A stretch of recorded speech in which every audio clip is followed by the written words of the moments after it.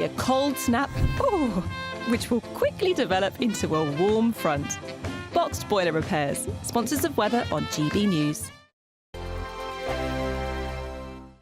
You could be joining the Great British Giveaway list of winners with your chance to grab a fantastic £50,000 in tax-free cash. My name is Cliff. And my name is Julie, and we won 25,000. I'd say don't hesitate, do it. If you're not in it, you've got no chance of winning it. For another chance to win, text cash to 63232.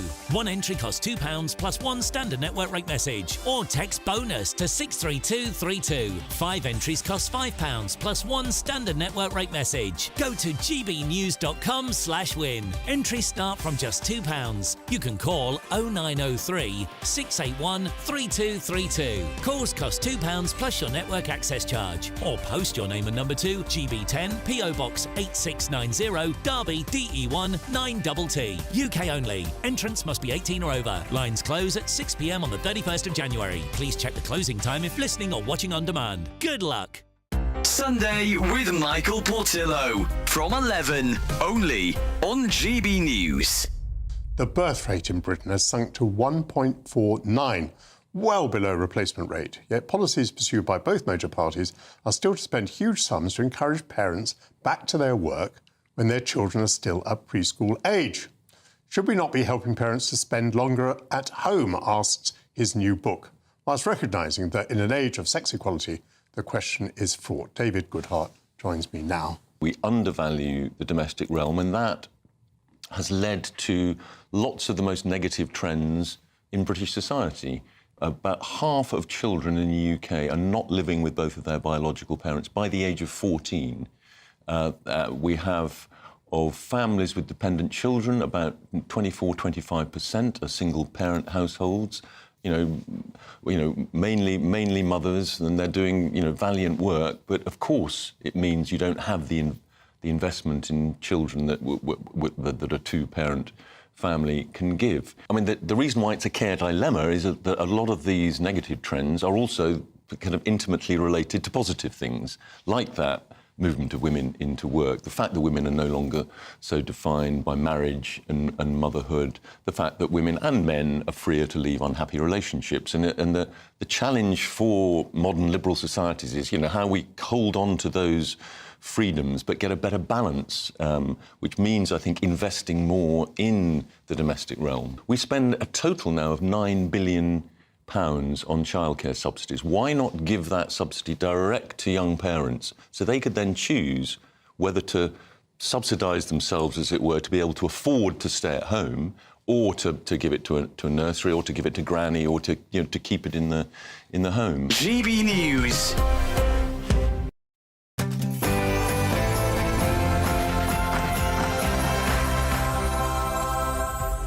Hello, good morning. Oh, my goodness. Did you hear that? That was a bit of a squeak. I think it's because I'm fresh out of bed this morning. It's only 10 o'clock. Good morning and welcome to Saturday Morning Live with me, Sam Francis, and the very lovely Tatiana Sanchez. Thank you very much. Yes, I hope you are all well and had a very Merry Christmas. And it's, of course, wonderful to be here alongside my bulletin.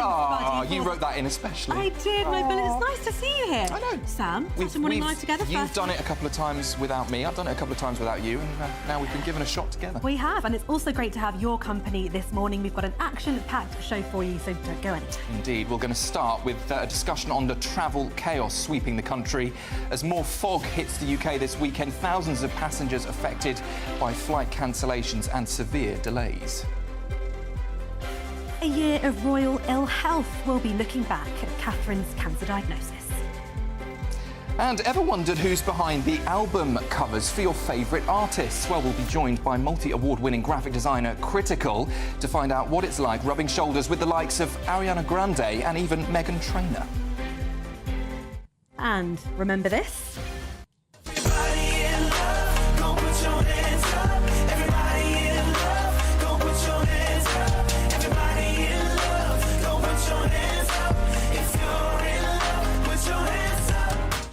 Everybody. Well, that is obviously the legend boy band JLS, and we're super excited to be joined. We're on camera. Super excited to be joined by one of the boys this morning. We'll be catching up with Oritsé Williams on his latest solo career.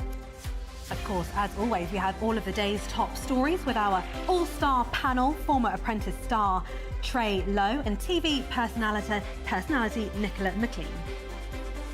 Welcome to Saturday Morning Live, only on GB News.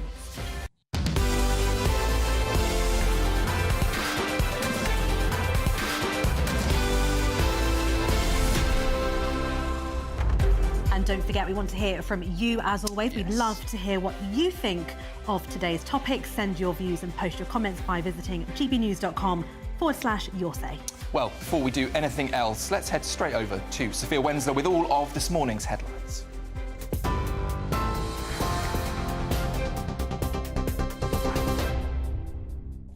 Sam, Tatiana, thank you. Good morning. It's just gone 10 o'clock. These are your headlines from the GB newsroom. Russian air defences may have shot down an Azerbaijan airline flight after misidentifying it, according to US military sources. US media is reporting that America had intelligence indicating Russia may have believed the flight was a drone and engaged its air defences. Meanwhile, White House spokesman John Kirby has said the US has seen early indications that Russia could have been responsible for downing the jet that crashed on the 25th of December, killing 38 people. The plane is thought to have come under fire from Russian air defence systems as it tried to land in Chechnya before being diverted across the Caspian Sea to Kazakhstan, where it crashed. The Kremlin has refused to comment, but the head of Russia's civil aviation agency said the situation in Chechnya was very complicated due to Ukrainian drone strikes on the region. Reform UK leader Nigel Farage has said Elon Musk will help Reform UK win over younger voters because he is an absolute hero figure to them. In an interview with the Telegraph newspaper, Mr Farage said Mr Musk was a huge help in connecting young people with the party. Discussing rumours of a large donation to Reform, he said the tech mogul would give a reasonable-sized amount, but added that it would need to be legal and above board. It comes after Nigel Farage is demanding an apology from Kemi Badenoch after a row in which she claimed that the Reform UK faked its membership numbers. The Tory leader accused Mr Farage of fakery after Reform's online member tally overtook the last known number of registered Tory members. In other news, flights have been cancelled and delayed across the country as heavy fog affects visibility at UK airports, forcing air traffic restrictions. Some areas could see thick patches of fog reduce visibility down to just 100 metres today, according to the Met Office. Gatwick and Manchester, the second and third busiest airports in the country, are among the worst affected by the bad weather. Earlier, independent travel correspondent Simon Calder told GB News people must check before they travel. We saw over 150 cancellations yesterday, 48 from Gatwick, to and from Gatwick, 42 at London City Airport, 40 at London Heathrow, plus some at Manchester, Luton and other airports.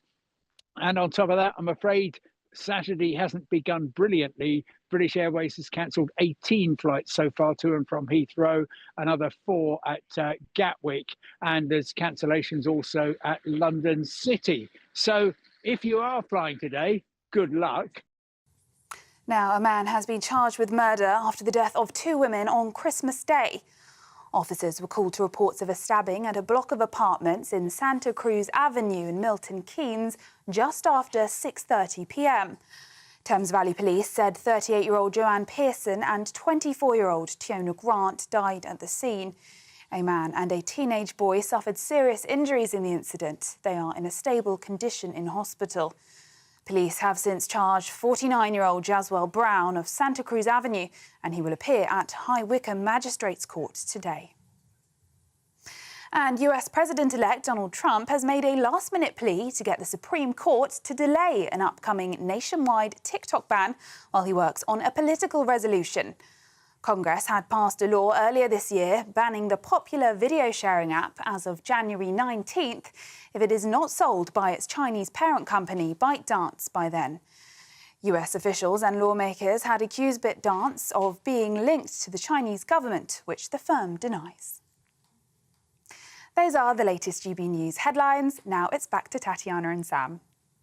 For the very latest GB News direct to your smartphone, sign up to News Alerts by scanning the QR code or go to gbnews.com/alerts.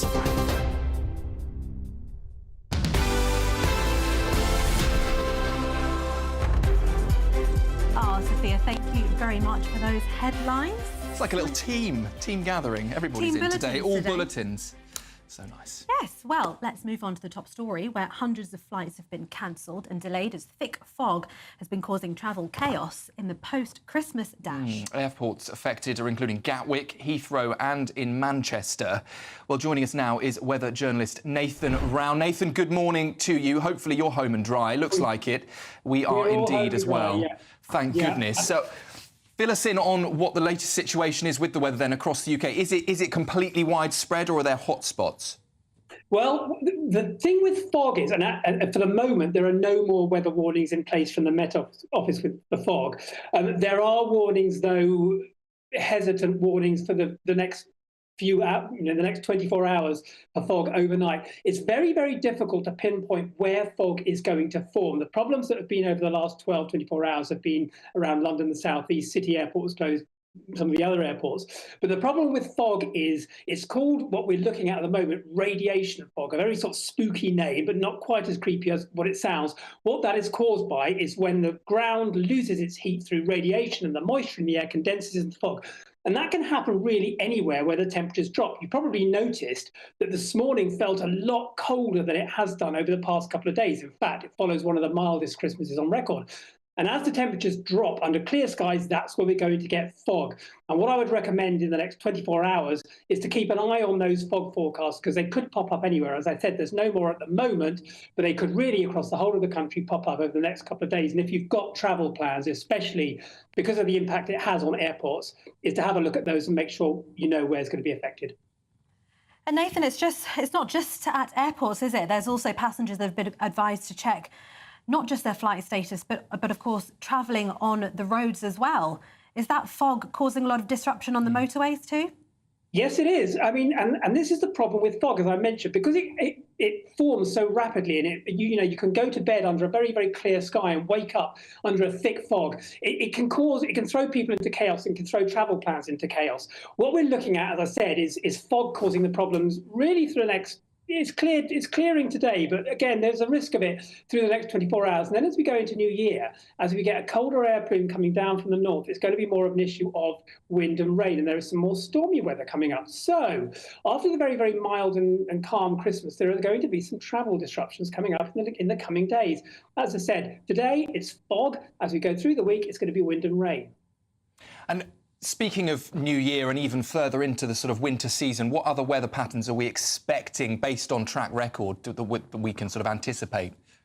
Right. I mean, I've said this a lot on your shows over the past few months when I've been coming in, is that we're going back and forth between these really, really cold periods, clear cold periods, and then stormy periods. In fact, we had a named storm not that far before Christmas. As we go into the new year, what causes this is we're talking about a battle between high and low pressure. And if you listen to the weather forecasters, they're always going to be talking about low pressure when it's unsettled and high pressure when it's settled. And it's really a tussle between the two of those which determines our weather. As we go into the new year, we've got lower pressure coming in from the north. Now, that means two things. The clue is in the title. The north means cold, but it's also going to be unsettled. So as we go into new year, certainly in the northwest of Scotland and coming down from the north, it's going to be unsettled with wind and rain. There are some heavy downpours forecast. But then it's going to turn colder with the possibility of some wintry showers from the north as we go into the start of January. So if you missed the white Christmas, which you didn't get anywhere in the country at all, you might be just in luck and get a white New Year. Potentially, white New Year, hopefully. Ah, yeah, because there wasn't a single spot, was there, of Nathan, snow? thank you. Thank you. I was quite disappointed, actually, that we didn't get a white Christmas down here in London. I can't remember the last time we did. In fact, when was the last time? Did it snow last year? Did it snow? Did it snow? Did it snow? I don't think it did. No, we don't think it did. I remember probably, 10, 15 years ago, every year I'd be at my nan's house and we'd be building snowmen in the garden, but not anymore. Yeah, no, not anymore. Well, to talk through the day's top stories, we are going to be joined by our panel here in the studio by former Apprentice star Trey Lowe and TV personality Nicola McLean. Merry Christmas, Morning. you guys. Are we allowed to still say Merry Christmas? Or is it pre-New Year? Merry Christmas. Merry mid-Christmas. Very festive season. Did you have a good one? Really good one. Yeah, I went to my sister. She's the best host. So, yeah, ate and drunk too much.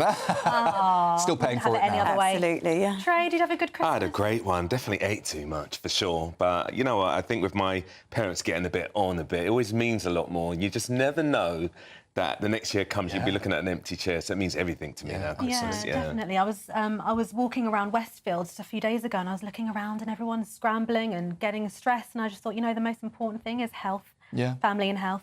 People you're with, definitely. Tell the kids that when they're breaking up.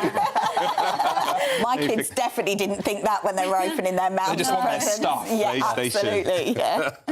Well, let's turn to the papers and see what's making the news this morning. This one caught my eye. Amelia Fox, many of the people watching may know of her. Apparently, she has finally said yes after, get this, her partner has proposed daily for 3 years straight. I mean, would you stick around for 3 years? No, and absolutely not. But we were talking about this in the green room, right? This could just be a story where you go, that's really annoying and it's weird and move on. But for me, personally, I see it on so many levels. So if my husband, before we were married, obviously, proposed to me and I said no, and he asked me every day for 3 years, I would find it really intrusive. Yeah. Like, if I've said no, respect that. Some people don't want to get married. Like, it's just really weird that someone would ask every single day unless it's their thing. It might be their thing when it's just a bit of banter, but it might just be a romantic thing to do. Also, you know? how is he asking? You know, a proposal's supposed to be special. Surely you can't do something special every single day for 3 years. So I read this, and he does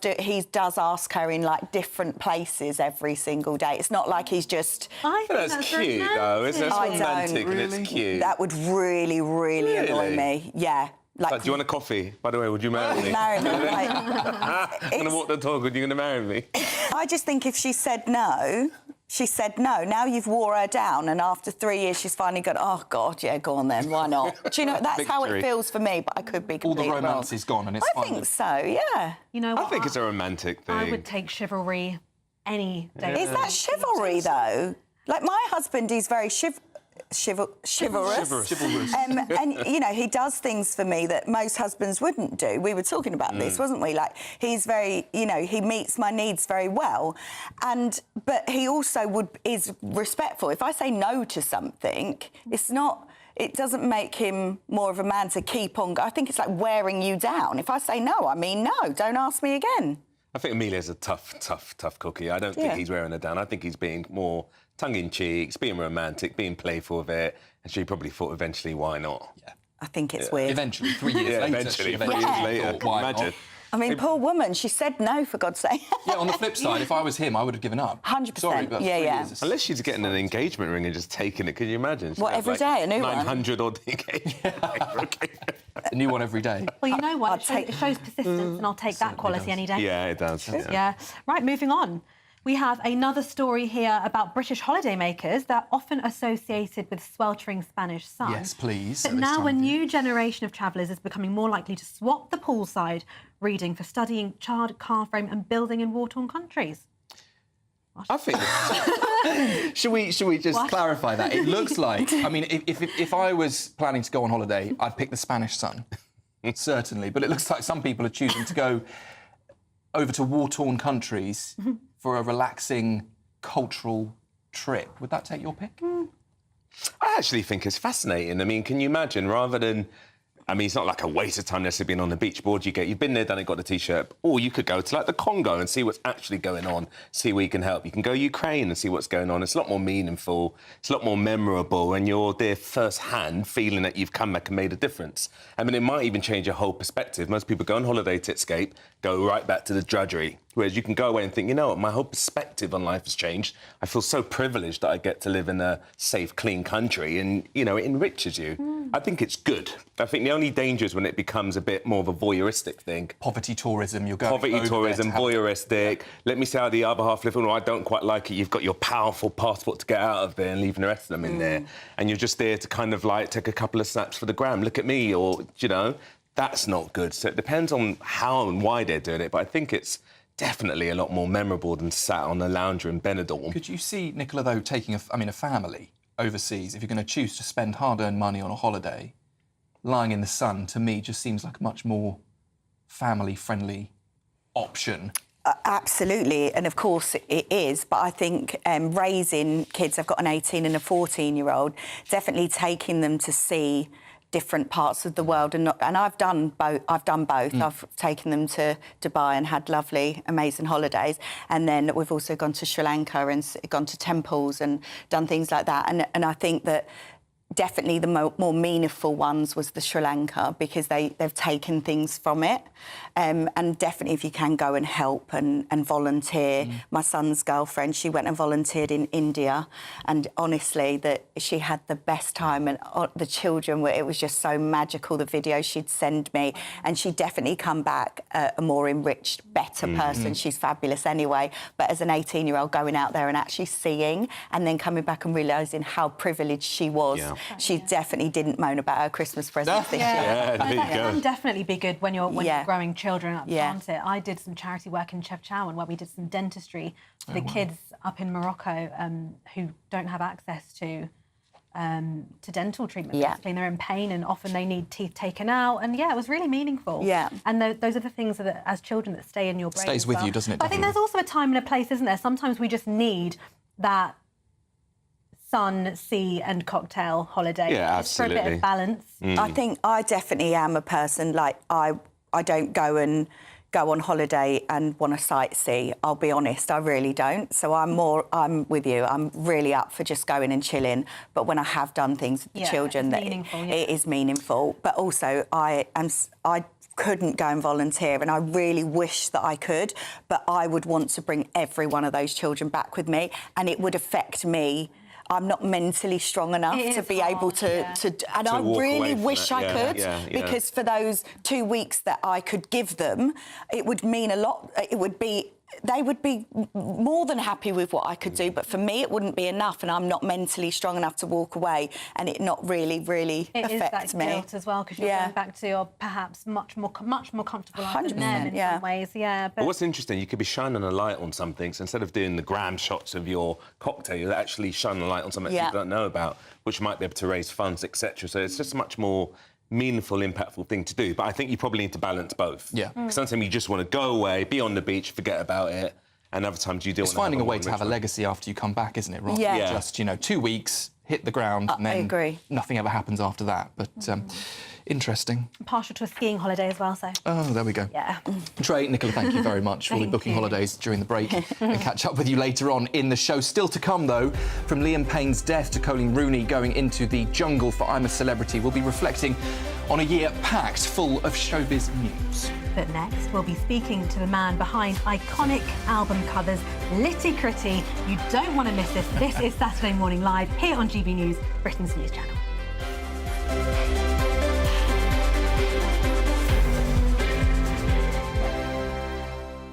Join me, Camilla Tominey, for a frank and honest discussion with those in power that cuts through the spin and gets to the heart of the issues shaping our nation. You haven't confirmed that you want to stand as leader, but you haven't ruled it out either. This report basically says that he's not fit to stand trial. Is he indecisive? Incompetent? I deliver the dose of reality Westminster needs. That's the Camilla Tominey Show at 9:30 every Sunday on GB News. The People's Channel, Britain's news channel. This is Britain's Newsroom, where your voice matters. It's just astonishing. With expert analysis and honest opinion, we don't just keep you informed. We bring you unique perspectives you won't see anywhere else. Can't argue with any of that. When the news happens, it happens here. On Britain's Newsroom, weekdays from 9:30 a.m. Only on GB News. I'm Jacob Rees-Mogg, and this is GB News, Britain's news channel. This is GB News, Britain's news channel. What about train Wi-Fi? The Times. It's so funny. The Times did this story because I was on the train yesterday trying to do some work and connecting to the Wi-Fi, and it happens all the time. It just doesn't work. It's pathetic. And then I opened the Times, and they've done a massive investigation. Loads of different rail routes from north to south. Was that the James Bond thing, right? Yes. Yeah. I think that passenger got through, or almost got through, one episode. One James Bond movie in 8 hours.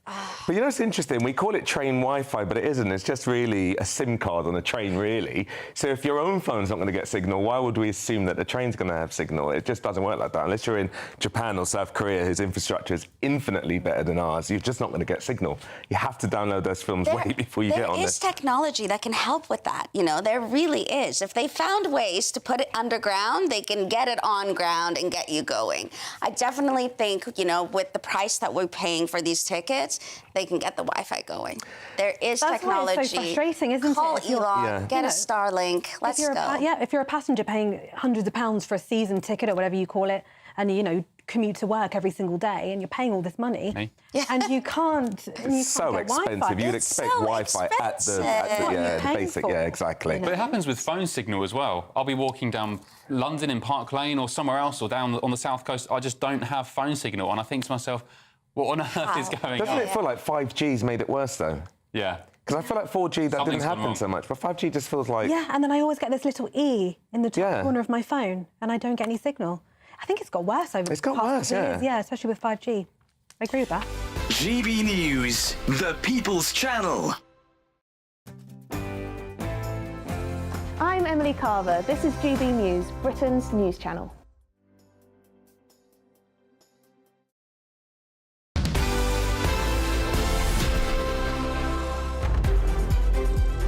Welcome back to Saturday Morning Live. Don't forget to keep sending me and Sam your questions about the topics that we've been talking about in this week's news, and we'll of course chat them through with our panel and guests today. Well, some of you have already been doing that. Let's take a look at what some of you have been saying. Lisa saying on the topic of going to either a war-torn country or somewhere hot and summery, you might not come back, she says, Lisa, from a war-torn country. Fair enough. I mean, be careful where you book.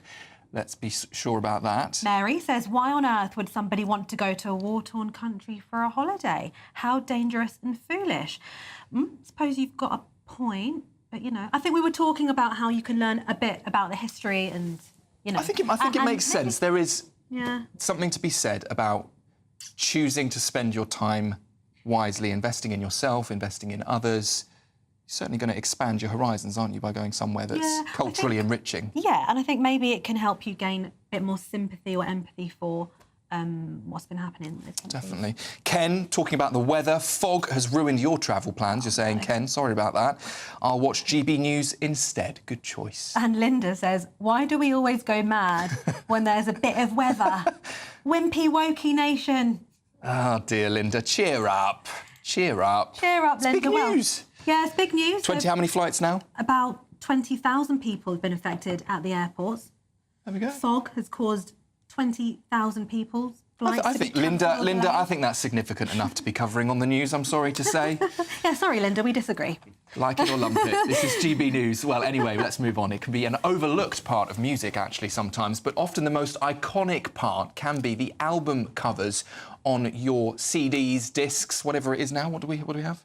Spotify? I think it's just online now, isn't it, mostly? But yeah, back in the day, I would pick up a CD because the front cover looked a certain way. So one multi-award-winning graphic designer who's worked with the likes of Ariana Grande, Meghan Trainor, Chipmunk, now known as Chip, Krypton Conan, Central C, Eric Bellinger, and so many more is graphic designer Critical. I get asked a lot is like, what does Critical do? Critical. Donnie is a multi-platinum graphic designer. Critical is a graphic designer, all-around visionary. Allow me to reintroduce myself. My name is Critic, run the city. Some of you may know me from throwing the litest parties in the city, but to others, I'm known as the go-to graphic designer. Whether it's cover art for a project that you got dropping, whether it's a logo that you need to design for one of your businesses, be the best at to work with the best. He's worked with some incredible artists like Chris Brown, T.I., Meghan Trainor, just to name a few. That includes the likes of Ariana Grande, Central C, D-Block Europe, Chipmunk, Krypton Conan, Bigger D, Wizkid, Chinks, GU, Presser, Tion Wayne, Eric Bellinger, Chicken Kitchen. The list goes on and on. Well, I am delighted to say Litty Critty from the city. Run the city. Run da city. Is in the studio with us What's now. going on? Good morning. What's going on? Good morning. All right. I'm blessed. Good to have you with How us. are we, Critty? Do you have a good Christmas? I had a lovely litmus. A litmus. Litmus. Yes. Critty holds really, really good parties, and he did an end-of-year litmus party, which I went to, which was very good. We won't talk about that, but it's run very me good. through a litmus. A litmus party. What's? It's just a small community that come together and just have a great vibe, man. Nice. Yeah. Like good literally. music, some food. Amazing DJs, everything. Yeah, good vibes. Critty, that is some resume that you've got there. Ariana Grande, Meghan Trainor, Yeah, I've worked with a lot of people. Chip, so, Central C. Yeah. How did you get into that? I've always been into art, to be honest. I've always been into designing and creating since a young age. I developed like my passion for it during like my academic years, like school, college, getting into uni. Did you study graphic design at university? Yeah, I studied digital media production in uni, and also design communication in college. So yeah. That's how you got into it. Yeah, I graduated from uni in that field as well. But there's a huge step, right, between studying graphic design at university to working with some of the biggest names in music. Do you know what it is? It's just about networking and communicating, you know. I went America and kind of expanded my network. Big up Chip for that, because Chip's the one that actually brought me to America and introduced me to a whole bag of people that changed my whole algorithm, that changed my whole network, so... Yeah. Is there a particular moment in your career so far where you really defined this is my style? What's? Yeah, I kind of knew what I wanted to do. I started off as a cameraman, to be honest, but I used the camera as a tool to get me around to places and get me around the right people. But really, my passion was like in art and design. So I kind of figured that out when I just solidly just kept at designing, to be honest. So, Would you say that was a mix between your passion for art and then, as you said, Chip, formerly Chipmunk, Diddy Chip, for our audience, and then sort of meshing those two worlds together? So it wasn't necessarily the fact that you wanted to be an album cover artist. Was it that you used your passion and who you were surrounding yourself with? Yeah, I mean, the people that I surrounded myself with, like as Chip, Crepcon, like my actual friends, obviously, because they was doing so well in music, and I was just working alongside them as friends as well, just doing their artworks and designs. That also helped me catapult into like another level, and as they was growing, I was growing just as much. Do you know what I mean? So they really helped me kind of go to another level and. In terms of like networking. Take us through the creative process of, let's say, Ariana Grande, new album coming out, cover needs designing. Yeah. You're not just opening Photoshop and 5 minutes, you stick something together and then you're ready. What is that journey? Yeah. No, there's like a whole process behind creating like a whole album cover. Sometimes the artist or the client will have like creative input and say, Crit, I want this. Do you think we need to set up a photo shoot for this? What's your ideas? These are my ideas, and somehow we'll just manage to fuse it together and just execute that idea, whether it's going to a photo shoot, booking a studio. Sometimes it's not even, sometimes it's literally just a matter of just going on Photoshop and just being creative, because some people don't like the imagery. Yeah. Just experimenting until you land on something that works. Exactly. And is it quite collaborative, or are you very much working solo? It's usually a collaborative effort, because the artists are really hands-on with like how they want their art produced, like how they want their album covers or single covers produced, you know. So yeah, it's really a collaborative effort with me and the artist. I've got a couple more questions. So who have you most enjoyed working with? And what was it like working with Ariana Grande? Yeah, do you know what? I was actually on tour with Ariana Grande when she was over here, and obviously that devastating day happened. I was literally there as well, so yeah, she's cool, she's blessed, but who I really enjoy working with the most, probably say my friends, man, Chip, Crepcon. Yeah, like I really enjoy working with them. Also Pot of Paper as well, I really enjoyed doing his mixtape cover. The whole process behind that was really good. If someone's looking to start out in graphic design, you know, they've got a bit of creativity, they feel artistic, they've got lots of ideas. Where do they start? Let's, you know, boil it down to something much more simple than, OK, I'm going to design something for Ariana Grande. Yeah. Where do you start as like a graphic designer that wants to get out there? You just got to network. You can't be scared to ask. You got to just network, you know. Your network's your net worth. If you don't ask, you'll never know. So, yeah, that's what I was doing from an early age. So, yeah. What's next, Critty? What's next? Bigger and better things, man. We got a lot of things coming, a few albums coming in the new year. We've got Chip's album, Crepton Conan's album. You buying that? Got bigger parties coming up, you know. We got to stay running the city. Exactly. Run the city. Litty Critty, run the city. That's it. I've got it down. Is that right? Is that how you say it? Got it down? I want to see you at the next Litty Critty party. Right, yeah, we'll man. see about that. Yeah, we'll put you on the guest list for sure. Critical, thank you so much for coming in. Thank you so much. Everything that you've done so far. Thank you for having me, man. Appreciate it, man. Well, still to come, stuck with what to do with your guests this New Year's Eve. Just take it cheesy.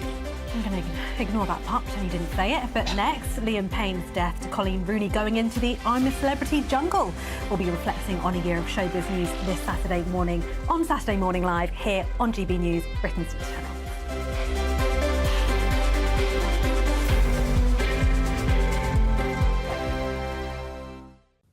Morning. Here's your latest Met Office weather update for GB News on what is, for many, going to be another grey and gloomy day. The clouds going to be pretty thick and it could be low for some of us, bringing some hill fog, and elsewhere any patches of fog will be slow to clear and to lift. Although it is going to be largely dry for many of us, there will be some drizzly rain and some more persistent rain pushing across parts of Scotland, gradually edging southwards across parts of Northern Ireland and eventually reaching the far north of England. Temperatures are going to be around or a little bit below average for the time of year, but with the thick cloud for many of us, it is going to feel pretty cold indeed. Now, across the northern parts, there will actually be some glimmers of sunshine through today, and so there will be some clear skies as we go towards this evening and overnight, but also quite a few blustery showers pushing their way through. Meanwhile, across the far south of Scotland, the Borders area, a bit of a cloudy, damp end to the day here with that front lingering for a time. Also a bit more rain to come across the far southeast of Northern Ireland, the far north of England as well. But otherwise, for much of England and Wales, it's going to be a mostly dry picture this evening, but pretty cloudy still. Lots of thick cloud around. And again, we're going to see some hill fog and some patches of fog in other places as we go overnight into Sunday morning. Some heavier, more persistent rain is going to push its way across parts of Scotland as we go through the early hours of Sunday, and the winds strengthening too. For many, with the cloud and also the windy weather towards the north, temperatures not dropping a huge amount, barely changing from the daytime highs. As we go through tomorrow itself then, an unsettled story across many parts of Scotland, wet and windy, especially towards the west. For Northern Ireland, Northern England and other areas, quite a bit of cloud again, but for many, a bit brighter, a bit sunnier than it has been recently, especially across central and eastern parts of England. With that then, temperatures are going to be a little bit higher, some places just about getting into double digits. Hi there, I'm Michelle Dewberry and I'm going to take a second to tell you all about my show, Dubes & Co. We start off with the issues of the day. We then bring in both sides of the arguments. We get rid of the disrespect. And then you throw me into the mix. And trust me, I'll tell it exactly how it is. And then, of course, the magic ingredient, you at home. We mix it all together and what have we got, in my opinion, the best debate show in town. Monday to Friday, 6 till 7 on GB News, Britain's news channel. It's Patrick Christie's Tonight, and here we do things differently. It's explaining the absolute madness of this, doesn't it? It's explosive. I mean, this is very good. It's lively. 850. Your government sat there, Sean, and he did nothing. It's controversial. And the Middle East has been in turmoil since before I was born. It's everything you need to kickstart your evening. Everyone's had their Weetabix tonight. I love to see it. That's Patrick Christie's Tonight, weeknights from 9 p.m. Only on GB News, the People's Channel, Britain's news channel.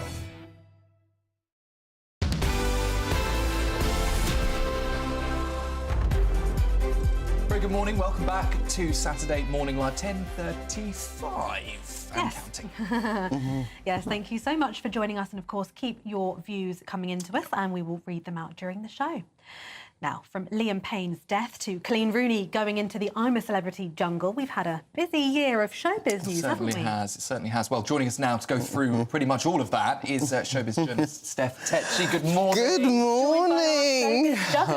Juggernaut. There is a lot to go. There is, you know, Sam and Tatiana, they say there is no business like show business, and this year we've definitely been in business. There's been scandal, there's been controversy, there's been gossip, there's been all of it this year in showbiz. But it started this year with the ITV drama Mr. Bates versus the Post Office. Never have I seen a TV drama have the power to get the public so ignited and so angered. Obviously, this was based on the Post Office scandal where up to 900 sub-postmasters were wrongly accused of fiddling accounts when, in fact, it was the faulty Horizon IT system.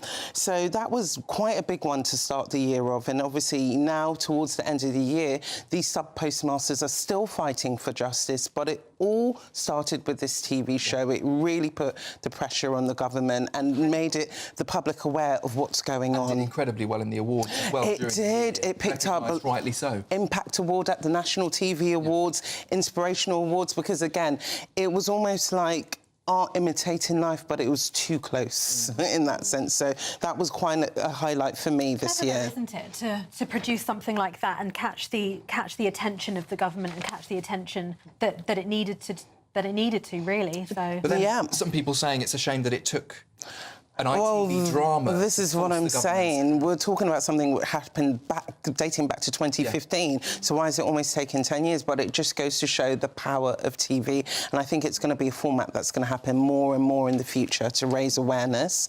One of the sad points this year was obviously losing Liam Payne, one of the most recognisable faces in pop, and at just the age of 31, he died in October following a horrific fall from a balcony. As you can imagine, this year it rocked the world of One Direction fans, music fans. 31 is no age to go. He has a son with Cheryl. And so this was really one of the sad points of the year. And I think there's a lot still being investigated in Argentina about the case and what happened. And there's still a lot of questions which needs answering in terms of this.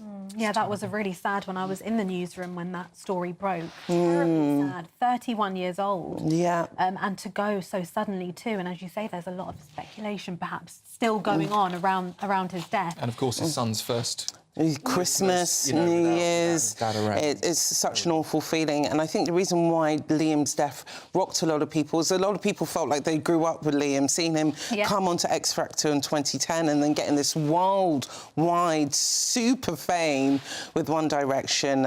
It's definitely one of... Of course, back in the day when we had X Factor and Pop Idol shows, you'd really build a rapport. You were so invested. Yeah. In each character. Definitely. And you followed their journey as well. So I've interviewed him, so I was quite gutted about that one, and definitely one of the biggest showbiz stories this year.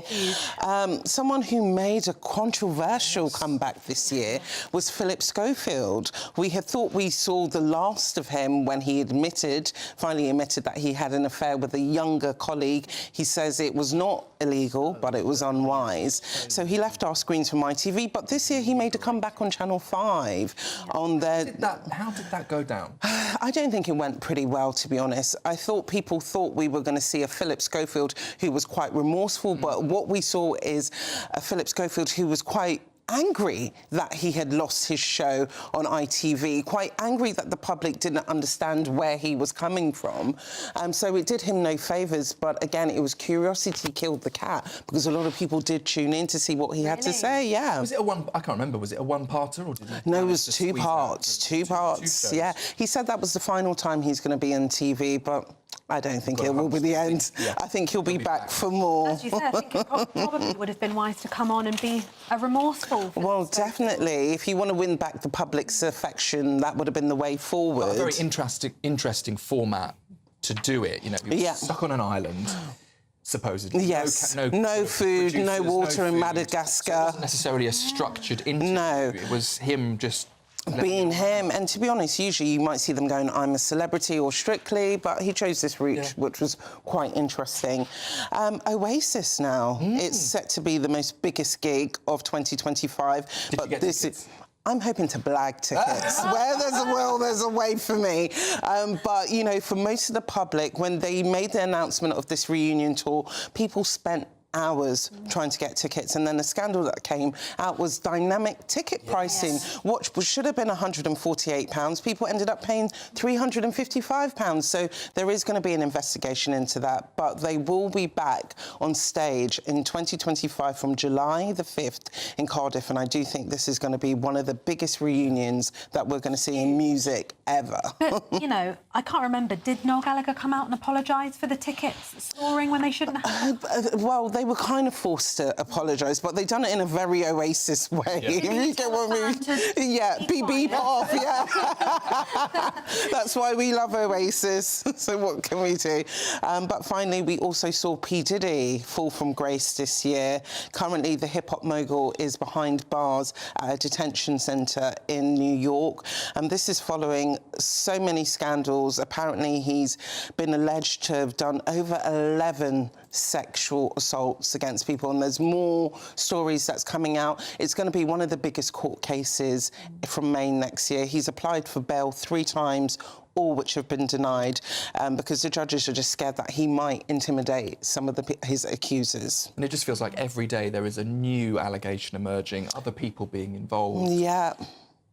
What happens in these kind of cases, Sam, is once you strike the match of allegations, there's going to be so many people who feel confident to come forward and tell their story. But the thing is, what we're going to see with this case now is you have to have the evidence to back what you're saying. So it's all good for people to come out in their numbers, but they are actually going to have to prove that P. Diddy is guilty of all these crimes. This, of course, all started with his former girlfriend, Cassandra, who came out and spoke about what she said had happened to her, and those allegations, and then it... And seeing videos of it, there were videos as well. Will those videos have to be verified as well? I don't think they will, because you can see very clearly that it's P. Diddy attacking his then-girlfriend, and he's apologised for that as well, and he's come out and said, you know what, that was me, so there's no denying that was him in those videos. Yeah. Swift. Big year for Swifty. Swift. Some amazing, some unfortunately sadder stories closer to home as well related. If we're talking about Swifty economics, Taylor Swift contributed over £1 billion to the UK this year, just from her Eras tours in the UK. There was a demand for the tickets, and you can imagine people having to get hotels and everything. She's contributed £1 billion to this economy, and it was well deserved because her concerts were amazing. But obviously there was that foiled terror attack in Vienna where, you know, she would have been on stage where someone was actually plotting to actually attack the venue. It was quite sad with this because obviously she needed extra security, which led to a big furore over here about who paid for Taylor Swift's security, but she needed that safety. Free tickets as well, a few issues with Starmer. Yes. A couple of other people. It was definitely the Swifty effect in the UK. £1 billion. Yeah. £1 billion. One woman can bring in £1 billion. That is the power of Taylor Swift. Also, am I right in saying that she's quite charitable as well? She contributes a lot to food banks in the UK. She does. She always makes the secret donations, and she doesn't make a sing and a song or dance about it. She does it behind closed doors, and that's what I think is really lovely about Taylor. And she's a wonderful performer. Did you manage to go? I did manage to go. I managed to blag a ticket. Taylor this year. It's next year. Got it all sorted. Thanks so much. Thank you. It has been. Let's see what the viewers have been saying about the topic so far, shall we? Richard, you have said that the height of human stupidity, you said, Richard, for going to a war-torn zone for a holiday, then they'll expect the government to spend a fortune to get them out of the mess that they got themselves into. Oh, Richard. Well, I think there's quite a few. I'm looking at these views here, and they're echoing with, you know, a lot of people have been talking about holidays, and Fred also says, I think he's being sarcastic here. Oh, let's go to Ukraine for a family holiday. Have some sense, people. OK. So, Richard, you're not keen. Fred, you're not keen either. Jane? No. Jane, you're thinking about the fog this morning, really upset by the fog. I wanted to go and see my family up in the north of England, but I can't see anything and I don't feel safe driving. I know how you feel, Jane. I've been caught in the fog as well on the motorway before. It really is quite scary, quite dangerous. Luckily for me, after I'd finished a news bulletin shift here on GB News at Christmas, brownie points for me for that one, I did manage to get down to Brighton okay. Did you drive or you... Yes, our trains weren't working. Okay. So. Yeah, so that was okay. I got through the fog. And we have one more view here. Elsie says, I want to go to a litty-critty party. Elsie, come, you're more than welcome. Elsie, apparently I'm on the guest list as well, so we are both now going to a litty-gritty something party. Somewhere, somehow, somewhen. Steph, are you coming? Of course. Anyway, right, let's move on from litty-gritty parties. If you're in search of some winter sun, here is the forecast for some of the top destinations across Europe. I forecast a perfect holiday in the sun. Weather looking good then? For sure, and no worries about our travel insurance. All Clear Travel Insurance sponsors GB News Travel Destinations forecast. There's a lot of fine weather to come across many of the usual holiday hotspots in southern Europe through the next few days. A different story across the southeast of Europe, though. Here's Storm Elena bringing some heavy rain, strong winds across parts of Greece into Cyprus and into Turkey as well. Elsewhere, though, like I said, lots of dry weather on offer, and with that, lots of sunshine too. So not looking too bad at all if you're heading across many parts of southern Europe through the next couple of days. Bye-bye. All Clear Travel Insurance sponsors GB News Travel Destinations forecast. Well, up next, cheese is really great. That's why we'll be discussing which kind is best to serve your guests this New Year's Eve. Oh no! It's good to be a good day. What was that? It's good to be a good day. A good day. This is Saturday Morning Live on GB News, Britain's news channel.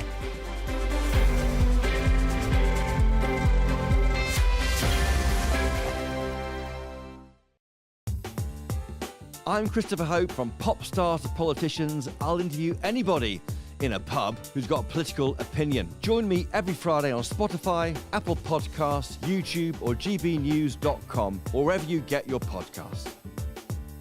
This is GB News, the People's Channel. Sunday with Michael Portillo from 11, only on GB News. Restaurant St. Bart's executive head chef Johnny Crowe creates ramen with a British twist, using only the finest UK-sourced produce.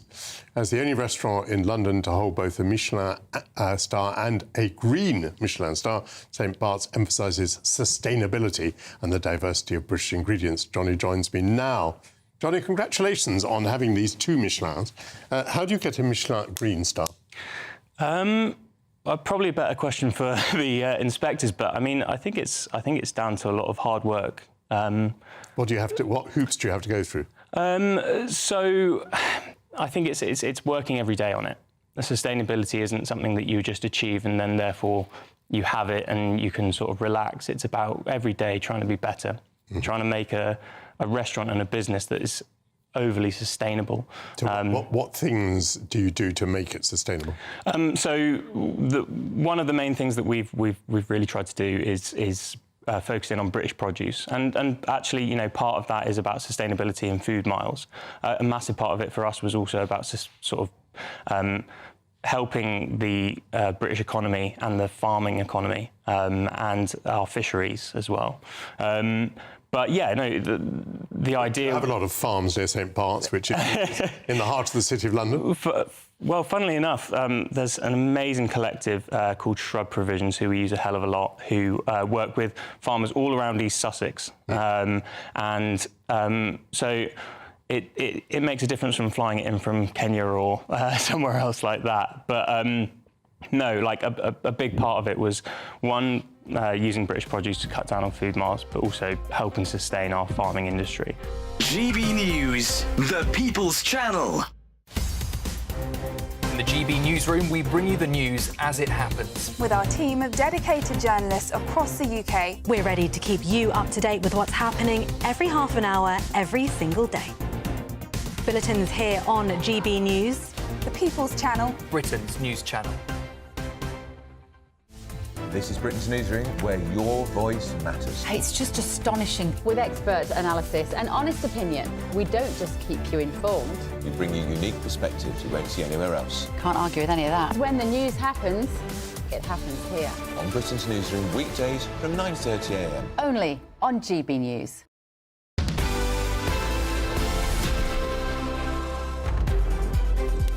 Hello, good morning, 10:50. Welcome back to Saturday Morning Live. Sam and Tatiana with you. We've got, what, another hour to go? Yeah, well, you've got another hour. And we need all of that us time because we're going to scoff some cheese. Yes, we are. Fill our bellies. Should we return to our panel? We're joined today in the studio by former apprentice star Trey Lowe and TV personality Nicola McLean, here to try some cheeses with us. And we were saying just now, weren't we? It's a perfect time to try some cheese because it's very festive. Absolutely. A very festive food. It's what you've got left in the fridge. Have you got a favourite cheese flavour? Are you basic? Do you like a bit of fruit in there? I like Stilton. Love a bit of Stilton. The smellier yeah. the better. Yeah, I love it. Trey, you're pulling good faces. Old cheddar. Good old cheddar. Basic and That's my street boring. cred. Well, the reason we're discussing cheese, we've been gifted this most amazing set of different cheeses, artisan cheeses, and we thought we'd just have a bit of fun and have a bit of a nibble. And try some cheese. Why not? Just as well you guys like cheese. Can you imagine?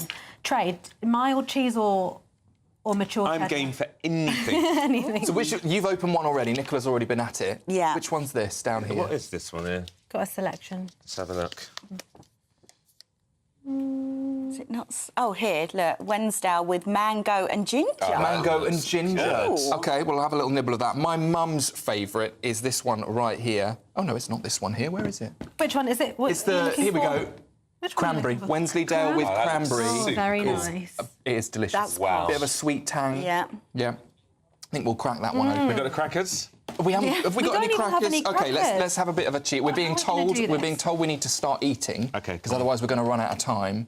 So me and Nicola are going to go for this Stilton. This is you, Trey. Vintage cheddar. Oh, You're calling me old, are you? No, I am not calling you Nicola, a vintage there we cheddar. go. Crack a bit of this There you open. go. Get into that. Your favourite. God, that is nice. Now, do you go cheese with chutney as well? Yeah. I love a bit of chili jam. Oh, on my- chili with my jam. Chili Yeah. jam gorgeous. crackers. This is nice. Which one's that, Trey? You've the had mango the... and ginger. Yeah? No.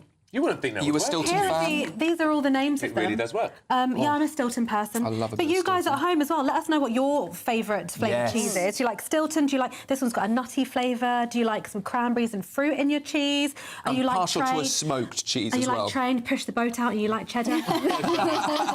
Bit of cheddar. Oh, it's delicious. What's this? Are we drinking as well? It's a little sparkly, a little strawberry sparkly. Oh, my God. What do you think? So if you're listening on radio, we are just diving into a selection of... What have we got here? About six, selection seven, of eight cheeses. cheeses. It is absolutely delicious. So, from we ha- Clawson's Farms. From Clawson Farms, we have the vintage cheddar. We've got Wensleydale with cranberry, elderflower and marmalade. We've got the extra mature cheddar with truffle and honey. Wensleydale with mango and ginger. I think that's the hit so far. We have a spicy one, if anyone out there likes spicy cheeses. Red Leicester with Scotch bonnet and Terissa. Oof, too much for me. And oak smoked mature cheddar. That would be the one I would go for. Great Oak smoked. Do It's you delicious. guys have cheese boards at Christmas and New Year's? Yes. You do? I'm not a dessert girl, so I like a cheese and a cheese. Grapes on the side? Yeah, it's got to be grapes. Yeah. Dessert wine as well would be my go-to. Oh. I think we got... we didn't get cheese, we got plantain, I think is what we had. Ah. Well, do send Nigerian in, household. send in your favourite cheese picks. We would love to hear from you. Let us know which ones you would be diving into. And after the break, we have got our very special guest, JLS star Oritsé Williams, joining us. We'll see you very shortly.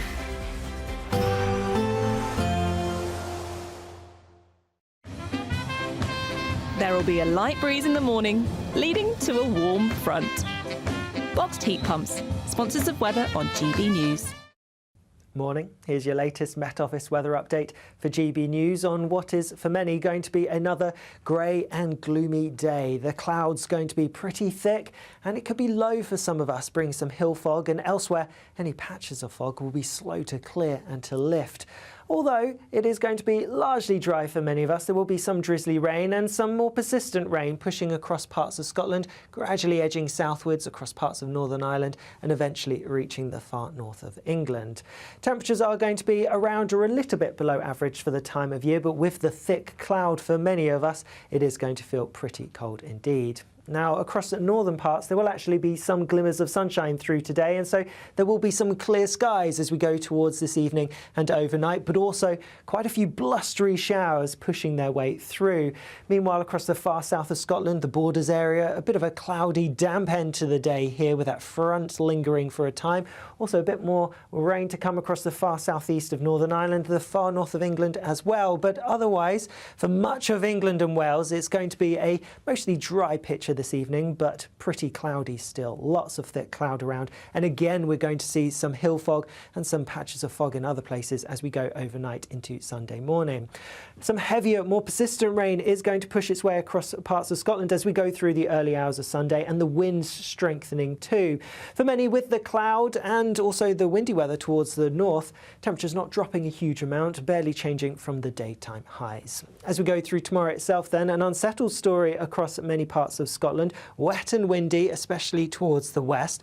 For Northern Ireland, Northern England and other areas, quite a bit of cloud again, but for many, a bit brighter, a bit sunnier than it has been recently, especially across central and eastern parts of England. With that then, temperatures are going to be a little bit higher, some places just about getting into double digits. A nice bright morning will generate a lovely warm day, right through to the evening.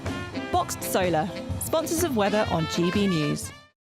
There's still plenty of time to grab your chance to win our biggest cash prize ever, an incredible £50,000. What would you spend £50,000 on in the coming year? Spectacular holidays, a brand new car, home improvements, or maybe you'd just like to save it for a special occasion? For another chance to win, text cash to 63232. One entry costs £2 plus one standard network rate message, or text bonus to 63232. 5 entries cost £5 plus one standard network rate message. Go to gbnews.com/win. Entries start from just £2. You can call 0903 681 3232. Calls cost £2 plus your network access charge. Or post your name and number to GB10 PO Box 8690 Derby DE1 9TT. UK only. Entrance must be 18 or over. Lines close at 6 p.m. on the 31st of January. Please check the closing time if listening or watching on demand. Good luck.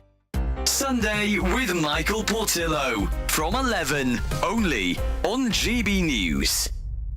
Dora Carrington is not known to lots of people, and very few pieces are in public collections. So you have had a great deal of work to do to put this exhibition together. Absolutely. It's been, next year, it will be 30 years since the last major exhibition of Carrington's work, which happened in 1995 at the Barbican Gallery. And I guess if people know Carrington's work, they might have seen the film that took place that year, that came out that year, starring Emma Thompson as Carrington and Jonathan Pryce as Lytton Strachey, who was her main kind of key relationship in her life. And that, in a way, dramatised a lot of those relationships. And so people will often know her life as much as her art. There's only 16 works in public collections, and so apart from chances such as the big billboard campaign you mentioned 10 years ago, there have been very few chances to actually see her work in the flesh. And so what this exhibition does is bring together around 80 works by Carrington and a few of her key contemporaries, providing a new generation really a chance to see and enjoy her work. She was one of the most remarkable of her generation at the Slade School of Art. She won several prizes for her drawing and her draftsmanship.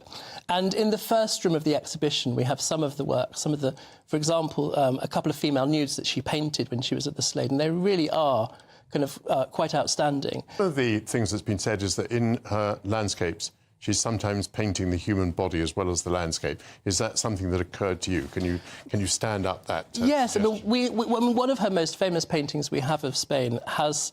It's very much like you could liken it to the female form. You know, the kind of the delicately put. Yes. GB News, the People's Channel.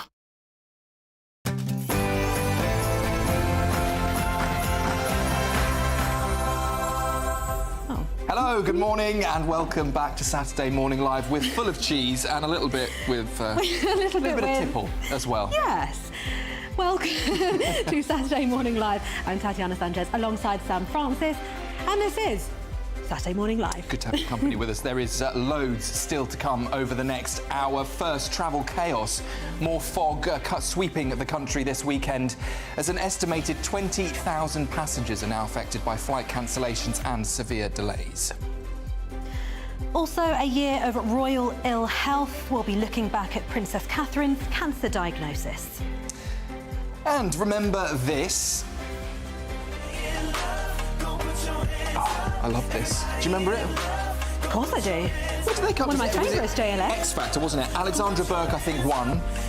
Yes. But JLS were on the same year that Alexandra... Were they really? I think so. I can hardly Obviously, remember. that is the legendary boy band JLS, and we are super excited to be joined by one of the boys later this morning. Yes, we'll be catching up with Oritsé Williams on the latest in his solo career. Looking forward to that.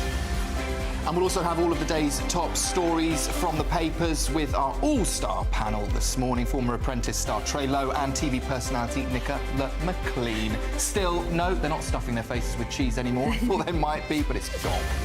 Welcome to Saturday Morning Live, only on GB News.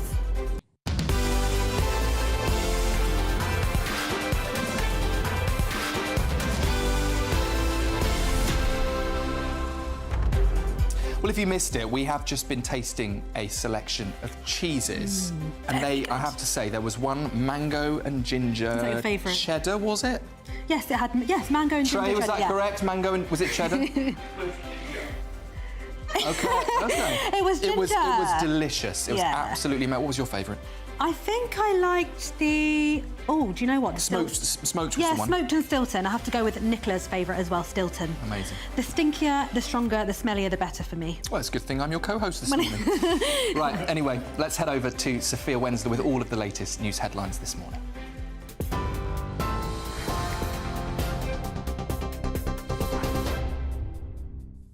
Sam, Tatiana, thank you. Good morning. It's just gone 11 o'clock. These are your headlines. GB News can now confirm that 1,300 migrants have crossed the English Channel since Christmas Day, as hundreds more made the journey today. It comes as the Home Office confirmed 305 arrived yesterday in 5 small boats. They take the total number who've arrived in the UK this year to 36,500. That's a 25% increase on last year's total. Russian air defences may have shot down an Azerbaijan Airlines flight after misidentifying it, according to US military sources. US media is reporting that America had intelligence indicating Russia may have believed the flight was a drone and engaged its air defences. Meanwhile, White House spokesman John Kirby has said the US has seen early indications that Russia could have been responsible for the downing of the jet that crashed on the 25th of December, killing 38 people. The plane is thought to have come under fire from Russian air defence systems as it tried to land in Chechnya before being diverted across the Caspian Sea to Kazakhstan, where it crashed. The Kremlin has refused to comment, but the head of Russia's Civil Aviation Agency said the situation in Chechnya was very complicated due to Ukrainian drone strikes on the region. In other news, Reform UK leader Nigel Farage has said Elon Musk will help Reform UK win over younger voters because he is an absolute hero figure to them. In an interview with the Telegraph newspaper, Mr. Farage said Musk was a huge help in connecting young people with the party. Discussing rumours of a large donation to Reform, he said the tech mogul would give a reasonable-sized amount, but added that it would need to be legal and above board. It comes after Nigel Farage is demanding an apology from Kemi Badenoch after a row in which she claimed that Reform UK faked its membership numbers. The Tory leader accused Mr Farage of fakery after Reform's online member tally overtook the last known number of registered Tory MPs. Now, flights have been cancelled and delayed across the country as heavy fog affects visibility at UK airports, forcing air travel restrictions. Some areas could see thick patches of fog reduce visibility down to just 100 metres today. That's according to the Met Office. Gatwick and Manchester, the second and third busiest airports in the country, are among those worst affected by the bad weather. Earlier, independent travel correspondent Simon Calder told GB News people must check before they travel. We saw over 150 cancellations yesterday. 48 from Gatwick, to and from Gatwick, 42 at London City Airport, 40 at London Heathrow, plus some at Manchester, Luton and other airports. And on top of that, I'm afraid Saturday hasn't begun brilliantly. British Airways has cancelled 18 flights so far to and from Heathrow, another 4 at Gatwick, and there's cancellations also at London City. So if you are flying today, good luck. A man has been charged with murder after the death of 2 women on Christmas Day. Officers were called to reports of a stabbing at a block of apartments in Santa Cruz Avenue in Milton Keynes just after 6:30 p.m. Thames Valley Police said 38-year-old Joanne Pearson and 24-year-old Tiona Grant died at the scene. A man and a teenage boy suffered serious injuries in the incident. They are now in a stable condition in hospital. Police have since charged 49-year-old Jaswell Brown of Santa Cruz Avenue, and he will appear at High Wycombe Magistrates Court today. And US President-elect Donald Trump has made a last-minute plea to get the Supreme Court to delay an upcoming nationwide TikTok ban while he works on a political resolution. Congress had passed a law earlier this year banning the popular video-sharing app as of January 19th if it is not sold by its Chinese parent company, ByteDance, by then. US officials and lawmakers had accused ByteDance of being linked to the Chinese government, which the firm denies. Those are the latest GB News headlines. Now it's back to Tatiana and Sam. For the very latest GB News direct to your smartphone, sign up to News Alerts by scanning the QR code or go to gbnews.com/alerts.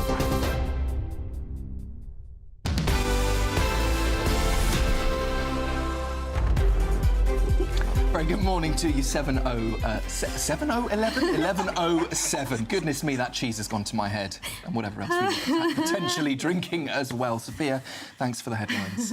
Hundreds of flights have been cancelled and delayed as thick fog is causing travel chaos in the post-Christmas dash. As many as 20,000 passengers are expected to be affected today. Phew, got through that.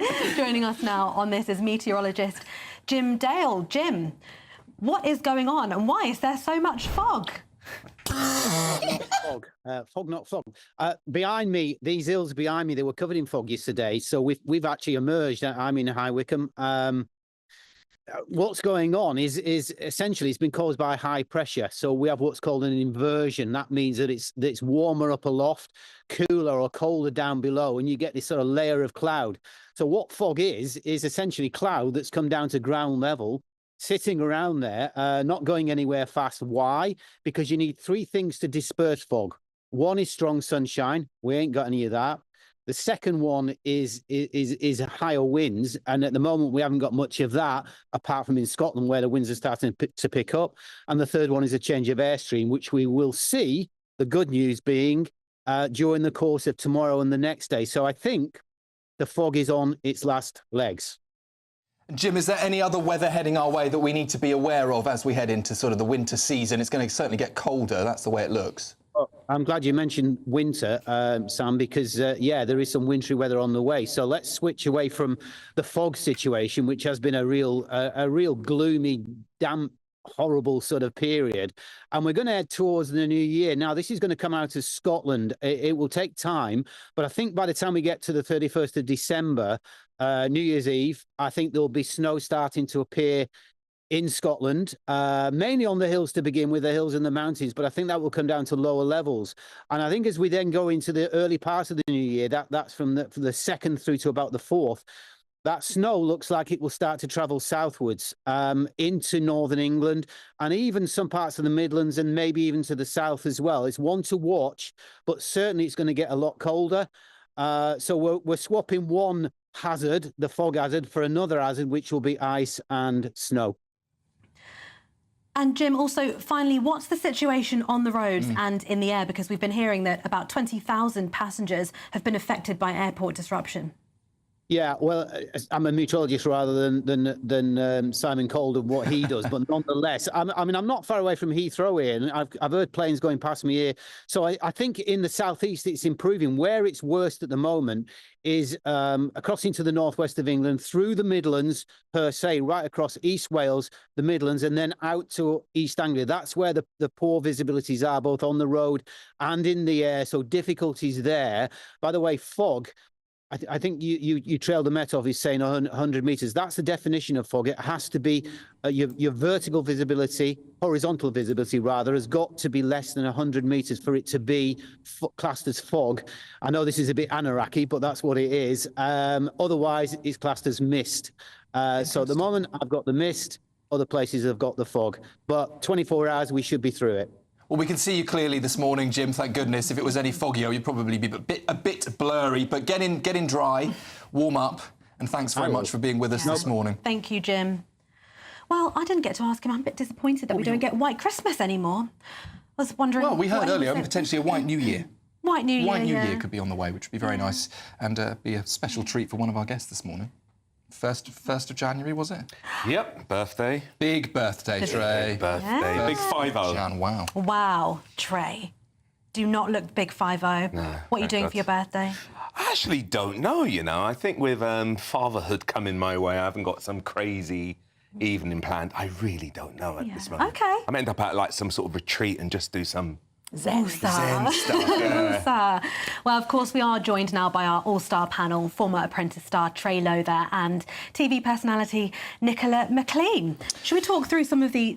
Yeah, let's dive into a couple of top stories this morning on the papers. Interesting one here. There's been a few experts and TV personalities saying that modern TV at the moment lacks courage. So the creator of Grange Hill, you guys must remember Grange Hill back in the day, Phil Redmond, is calling on risk-averse broadcasters, he says, to break the rules, as it's what today's audience wants. Is TV too safe at the moment?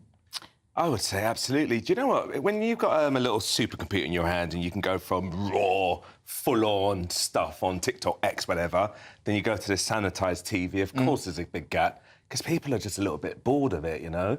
You know what you're going to get. It's going to be very, very safe. It's not going to trigger you. Like, I remember Grange Hill, old enough to remember that, it tackled subjects of racism, sexuality, and it's quite revolutionary for its time in the 80s, etc.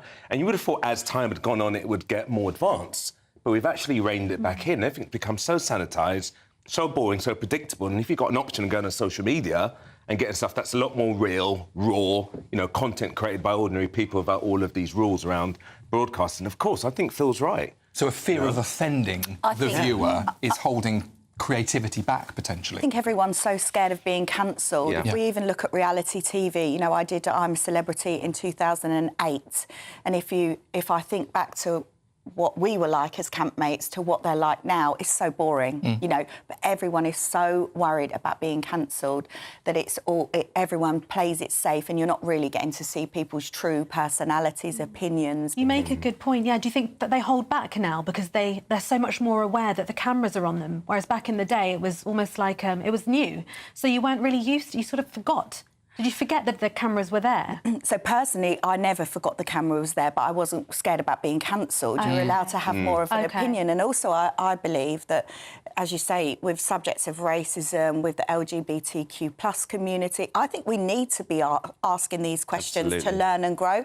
We shouldn't be worried about asking a question and getting cancelled because we've asked it in the wrong way. As long as we're not being offensive and we're actually trying to learn and grow, I think it should be fine to ask these. And in order to learn something, you have to risk being offensive almost. So, you know, that's a very important part of creativity. It's about pushing boundaries, not reining them in. You know, you want to operate in your discomfort zone rather than a comfort zone. And for a viewer, like you said, I mean, you're watching stuff, it's so sanitised, you're like, this is so far removed from real life. Like, these guys are clearly, like, putting a lid on their self-expression. I want to see real people doing real things. You're never going to compete with, like, content created by ordinary people. Well, I think that's why as well, you know, the last time I was on here, actually with you, and we spoke about Netflix not being as popular because people are going to YouTube, people are going to the real stuff because we can find it online so easy. And then, you know, you're watching these safe programmes and they're boring. They're a little bit filtered, aren't they? Yeah. You know what comes to mind for me are shows like, is it Little Britain? or Catherine Tate or Faulty Towers. None of them Only would. Fools and Horses. They wouldn't What be are some of the aired other these ones? days, would they? They wouldn't and I make find it. some of that stuff funny, Yeah. like genuinely funny, because it was real. Is what people really thought. And I think the danger of it as well is people then find people on the fringes, like saying Andrew Tate type person, because they want something real rather than the TV. So if you want to be able to compete with that, tackle some of these issues. Do you know? I think we had Ricky Gervais, who's still around. Is he still around? Does he still host the Golden Globes, or has he He'll been... never be invited to host that again, I don't think. Not after his last time. Not after his last time. He had a few runs on Netflix, didn't he? But see how entertaining that was when he was real. He was telling A-listers about himself, and you're glued to it. Versus, I can't remember who hosted half the other years when they were just... No, I don't even remember. But you remember that? Remember that, No? exactly. So maybe TV's becoming too filtered. What have we got next? I mean, sticking on a sort of similar line, the author of best-selling novel Chocolat, am I saying that correctly? Chocolat. Chocolat has begun to add content warnings to her books after comparing them to wheelchair ramps, in the sense that not everybody necessarily needs them, but you should be aware that there might be a need for concern in her books. Trigger warnings, basically, similar to the TV discussion, I suppose, Nicola. Yeah, so we were speaking about this in the green room, and personally, I'm not offended by trigger warnings, because I think exactly what she's saying. If you don't need them, good for you, don't use them. But, you know, she has trigger warnings in there for parental death. She has for eating disorders. And I was saying I'm recovering anorexic. For me, I can read about eating disorders, but when I choose to, I don't want to be reading a nice book that I feel safe, and then all of a sudden it hits me like a train, and it. So how does she do the trigger warning? So is it in at the front of the book, Okay. and then so you can make up your mind whether you want to Like read a about preface this. almost. Yeah, you want to read about it, and I'm really not a person that is offended very easily. So I really want to say, oh, we don't need this. But as someone who is a recovering anorexic and could be put back in my recovery, I hate menus with calories on them. I feel like it's really, really triggering. So maybe trigger warnings are not a bad thing all the time. And as you say, like a wheelchair ramp, not everyone needs them, but if you do, then use them. Is there a risk, though, Trey, that the list of triggers could become effectively endless because everybody's struggling with something at some degree? Look, I see trigger warnings a bit like parental guidance on rap CDs, right? It's the same thing. I actually will be drawn to it. If I see a trigger warning, I'm like, yes, it's going to be something hard-hitting. I think the danger is looking at trigger warnings for almost every single thing, almost like the audience is so sensitive that we need to have trigger warnings for absolutely everything. I don't know whether that's going to help or hinder, because then again, it's back to what we said earlier. Is it going to have people start to censor because I don't want to trigger anyone, be seen as insensitive and get cancelled, etc. So I think it's good. Obviously, for people like you, we all dealing with stuff. It's good to know. Forewarned is forearmed. But I think don't do it to the point where either you over-exaggerate the triggers, number one, and then you don't even go there because you're afraid of, they're very much linked to Don't even go there, Better to have the trigger warnings, though, than take them off the shelves. I mean, that's the risk, that actually we end up just sanitising the shelves completely. At least by having a trigger warning, you can say, we did forewarn. It's like I say, you look at a CD, it says parental guidance, you're going to get a couple of swear words in there. So fine, but you're not cancelling the music, just letting people know. That's fine, as long as it doesn't go over. It's interesting that books have never had a similar rating scheme to the movies. That would have been a potential way around it. But, I think sometimes you can look at a blurb, can't you, and sort of know what it might be about, and then decide if that's something that might be okay for you or not. I suppose you can use a blurb for a book, can't you? But I think it's again that question of, are we becoming too sensitive as a nation? I think we probably are, and that's why I say I hate the fact that I'm sticking up for trigger warnings in books. But for me personally, I've got a personal thing that I don't want to be reading a nice fluffy book and then be hit by something that's going to trigger me. But then I also should be strong enough to deal with that. So maybe we need to take It does equip you as well as a parent. I think that's something I know my parents would have appreciated. Books that they're buying for me as a young child or teenager, they'd have to read through the whole thing to make sure that it was safe, appropriate and safe. Now they can just look at the trigger warning. I wish I had teenagers that would read books. I mean, that would be a fun thing, isn't it? They just like to game. Now they're on TikTok. Got one for Trey. Trey, growing up children, do you think parents and guardians are creating, what's the word, like snowflake children? Are we becoming too soft for the next generation? Absolutely, And can that hinder us in the future? Absolutely. I mean, you're seeing it now on levels of anxiety with young people, level of depression, level of all sorts of things are happening with young people that weren't there before, and I think because they're not being exposed. It's kind of like similar to exposing your immune system to pathogens so that you're ready when it comes. Expose people to stuff, and they're stronger. Nicola, as you're a piping result. up here. Yeah, I totally disagree. Having an 18 and a 14-year-old, I don't think that it is... You're right, I think they're exposed to far too much. I think that having iPhones at the age that kids do now, they are seeing things they shouldn't be seeing. Porn. Kids are seeing porn by the age of 8. I think that the level of anxiety is coming from social media, from TikTok, from what actually they see on their phones. I think I'm not a snowflake mum. I tell my kids exactly how it is. But I think that what they can access is what's causing the anxiety. Yeah, there's definitely that. But then I think probably from a parent's point of view is to just accept that that's the way the world is, and sitting down and deal with the reality of that. 100%, but they're constantly, like, for us, let's say, when we left school, even if school was horrible, someone was mean to you, whatever happened, I went to a primary school in Camden Town, it wasn't easy. My secondary school, 1,500 girls. But when we went home... You leave it at the school gates. You leave it at the school. Yeah. You don't have someone making a TikTok about you. Yeah. You don't have... Yeah. This is the problem. This is what we need to do. We need to keep kids safer online. And these phones, do not give your kids these phones so young. But then maybe what we should also be teaching in schools then is a level of resilience, level of self-development, personal development. That should be a must as well. Because it's not really taught, is it?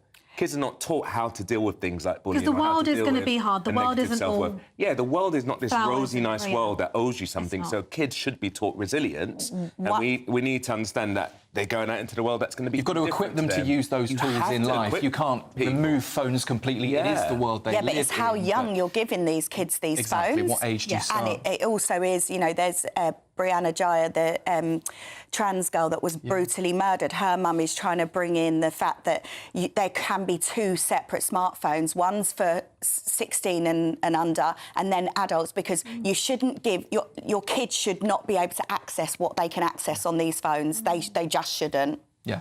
Yeah. That's very true. Yeah, very, very, very true. What do you think? Yes, let us know. We would be fascinated to hear. I'm sure I'd be interested to know whether it's a split decision. It is. I think it's a very divisive topic. Yeah, for personal sure. decision, especially as parents. Trey, Nicola, thank you so much. Still to come, though, a year of royal ill health. It certainly has been, and we'll be looking back at Princess Catherine's cancer diagnosis. But next, are Christmas markets a rip-off, or is that just Scrooge speak? This is Saturday Morning Live on GB News, Britain's news channel.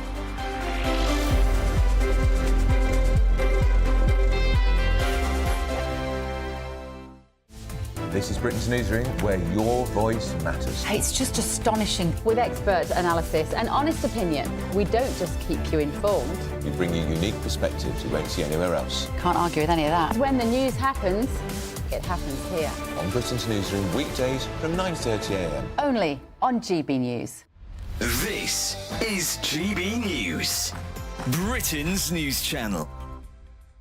It's a time for the vegan community to get together, as well as an opportunity for non-vegans to try going plant-based. Well, joining us now is some of her delicious hummus. We both love hummus. This is a great thing. This is the founder of Chickpea, Hannah McCollum. Hannah, lovely to meet you. And you've brought in some of your beautiful products in front of you here. So can you talk us through some of them? Yeah, absolutely. So I have a range of chilled hummus, and then latest to the range of a new ambient snack pot, which is a fridgeless hummus that doesn't require refrigeration. But I started Chickpea because of my love for hummus, but also sustainability and reducing food waste and encouraging people to be more plant-based without saying go vegan. Does normal, traditional hummus have anything that's not vegan appropriate in it? Not really. No. I think it's always chickpeas, olive oil, maybe some other bits. Yeah, lemon juice, aquafibre or water to help with consistency, garlic, and rapeseed oil or olive oil. And there's a bit of a misconception about veganism that I hear a lot, where people say, look, I'm not a vegan, I love my steaks, I'll just get out of there now. But there's a misconception that you don't get the protein, you don't get the fats, and you're kind of just eating processed salads and, fake meat and things. But that's not quite the case, especially with chickpeas, right? Yeah, I think protein is really important, and actually a lot of people think I need a certain amount of fish every week or meat, but actually a lot of the fish and meat that you're eating are eating higher protein foods, so algae, seaweed, pulses, all these types of plant-based foods. For me, veganism is like you could have a delicious rye seeded bread with just loads of roasted vegetables, seeds, tahini sauce on top. That sounds and there's nothing beige in there at all. GB News, the People's Channel. It's Patrick Christie's Tonight, and here we do things differently. It's explaining the absolute madness of this, doesn't it? It's explosive. I mean, this is very good. It's lively. 850. Your government sat there, Sean, and it did nothing. It's controversial. And the Middle East has been in turmoil since before I was born. It's everything you need to kickstart your evening. Everyone's had their Weetabix tonight. I love to see it. That's Patrick Christie's Tonight, weeknights from 9 p.m. Only on GB News, the People's Channel, Britain's news channel. I'm Emily Carver. This is GB News, Britain's news channel.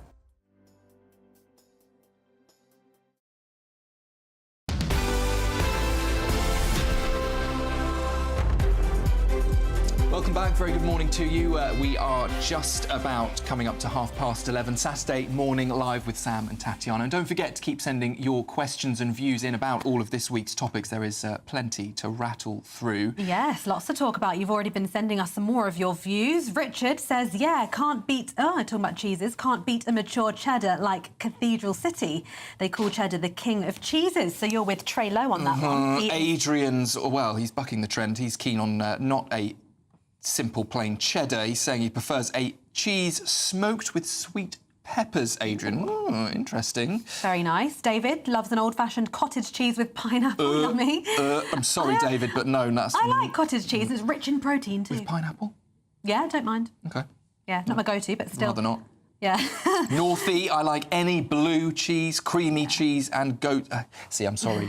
Northie, goats I can't do. I can't do goat's cheese either. You don't like goat's cheese? Goat's cheese tastes like farmyards. Do you not think? I like goat's cheese. It's got a very farmy flavour. But I'm a cheesy person. I'm cheesy, Okay. so... Susan says she prefers a cheese board with lots of, I guess, a variety fruit on that and board. chutney and grapes. Susan, I'm with you on that one, definitely. Yeah, good with grapes, homemade chutney. And Shirley here, she's just down for all cheeses.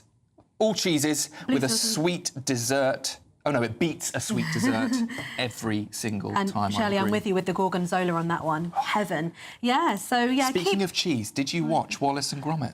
No, I didn't, but I do love Wallace and Gromit. I love Wallace and Gromit. Yeah. What other Christmas movies have you watched this year? I started watching Love Actually. Yeah. I'm ashamed to say, but I had to dip into that a little bit. I watched The Holiday. The Holiday's a great one. Got to do that. Yeah. What else? Last Christmas makes me cry every time. If Who's you've not that? seen... Who's in that one? The girl from Game of Thrones, the main character from Game of Thrones. Yes, I forget know her exactly name. who you mean. Yeah. She's very good though, and I can't remember the main actor's name, but it's a really good. It's a very easy watch as well. Well, if you're bored of Christmas cheeses, let us know what your Christmas movie top picks are. We'd love to hear that as well. And staying with the theme of Christmas, Christmas markets. There's rumour that they may just be a bit of a rip-off with overpriced tat for sale. Or maybe you're just a big old Grinch, Sam. Never. Never. Well, let's cross now to Glasgow to speak to our Scotland reporter, Tony Maguire, who is at one of these supposedly rip-off Christmas markets. Tony, would you agree, or are you quite happy to be at the Christmas market? Well, as always, I am completely balanced and impartial, but yes, as you say, there are lots of chatter about just how bad it's getting at the Christmas markets all across the country. Are they a rip-off? Why do we keep going, and should we be expecting better? Now, you know, if we look across the country, you know, comedian Dapper Laughs this week posted the video which talked about spending £775 by the time you total up parking, travel, all the rides and all the food. And that was just for a family of 5. Of course, down in Nottingham, that lady accidentally paid £600 for just 2 hot dogs. And even if that was a mistake, well, the markets here in Scotland, particularly in Edinburgh and Glasgow, well, in TripAdvisor, they've got 2 stars or 2.5 stars. You know, and when you actually plough through some of the comments, a lot of people feel like, you know, it's just too packed, too fake, lacking any kind of Christmas atmosphere. And then it comes to the food. paid £10 here in Glasgow for a portion of chips and cheese, £8 for a low-quality hot dog, and then a lot of the tat, as you called it. £10, one lady complained about paying for a substandard Christmas magnet, for the fridge. And certainly, so when you look into even more of the quotes, people saying they were herded like cattle, and of course being void of any Christmas atmosphere. But I mean, that's quite enough for me. I spent this morning talking to people in Glasgow and actually was quite surprised at the range of responses I got from people when asking them to get their opinions of our Christmas markets. I think they're wonderful. I wish we had more in this country. Very festive, quite a good vibe, I'd say. I think they're really expensive. Like the price of the sausages and everything is so expensive for a family. You're going to feed the 2 kids and everything. It just costs a fortune. Well, I do feel it's a bit of a rip-off, like certainly some of the food as well. See, when you have been like over in Europe and stuff for Christmas markets as well, you come back here and you're kind of like, oh, it's just not as good. It's a bit rubbish. Quite expensive, and then they shut it off, and then you can't get access to a lot of other shops. They're a bit expensive. It's like cost of living, isn't it? Now, there's a bit of a theme running through a lot of the people I spoke to this morning. A lot of them had been to Europe and they'd seen the German markets and those in Belgium and elsewhere in the continent. And when you look at a lot of our Christmas markets from the kind of fake wood exterior, it's quite clear that that was the idea to begin with. But somewhere along the way, beer became so overpriced, the items on sale became less authentic, and people's appetite for coming along to these should have dwindled in response to that. But still, because this is a once a year kind of festivity and an activity for many families where they're perhaps already in our cities and towns for Boxing Day shopping and Christmas shopping, they keep coming. But you know, we're asking now, is it time that perhaps the British public should be expecting a little bit more and a wee bit more bang for their buck? Tony, thanks so much indeed. I think you definitely got the best gig of the day out shopping at the Christmas market. Don't spend too much, though. Be careful what you wish for. And apologies if you may have seen any offensive or unfortunate images there in Tony's report. Obviously, plenty of people out doing their Christmas shopping at those Christmas markets. Yeah, and I think we should all just remember to be a little bit careful with the fake adverts that are going around as well for tickets, car holidays, apparently, goods and pets and things like that. So just be on the alert. Be careful. Well, there is plenty more still to come later this hour. We're going to be looking back at Princess Catherine's cancer diagnosis and all things royal health. First, though, let's get an update with the news and Sophia Windsor.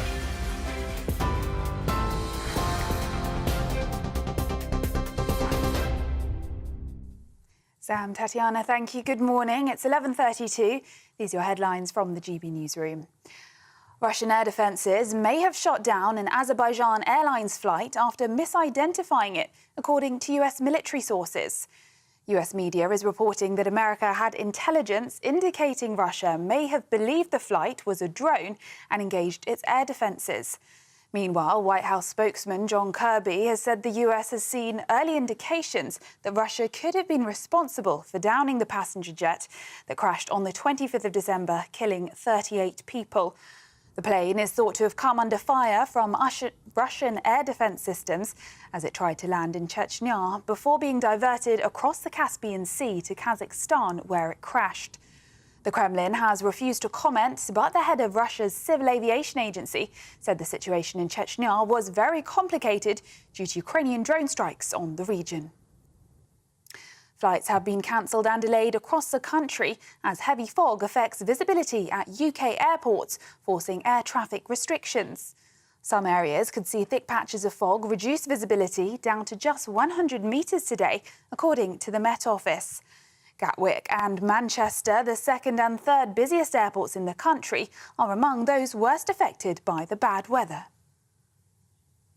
A man has appeared in court charged with the murder of 2 women on Christmas Day. Officers were called to reports of a stabbing at a block of apartments in Santa Cruz Avenue in Milton Keynes just after 6:30 p.m. Thames Valley Police said 38-year-old Joanne Pearson and 24-year-old Tiona Grant died at the scene. A man and a teenage boy suffered serious injuries in the incident. They are now in a stable condition in hospital. 49-year-old Jaswell Brown of Santa Cruz Avenue did not enter a plea in court today. He will next appear at Luton Crown Court on Tuesday. And GB News can confirm that 1,300 migrants have now crossed the English Channel since Christmas Day, as hundreds more made the journey today. It comes as the Home Office confirmed 305 arrived yesterday in 5 small boats. 407 made the illegal crossing on Boxing Day and 451 on Christmas Day. They take the total number who've arrived in the UK this year to 36,500. That's a 25% increase on last year's total. Those are the latest GB News headlines. More in half an hour. For the very latest GB News direct to your smartphone, sign up to News Alerts by scanning the QR code or go to gbnews.com/alerts.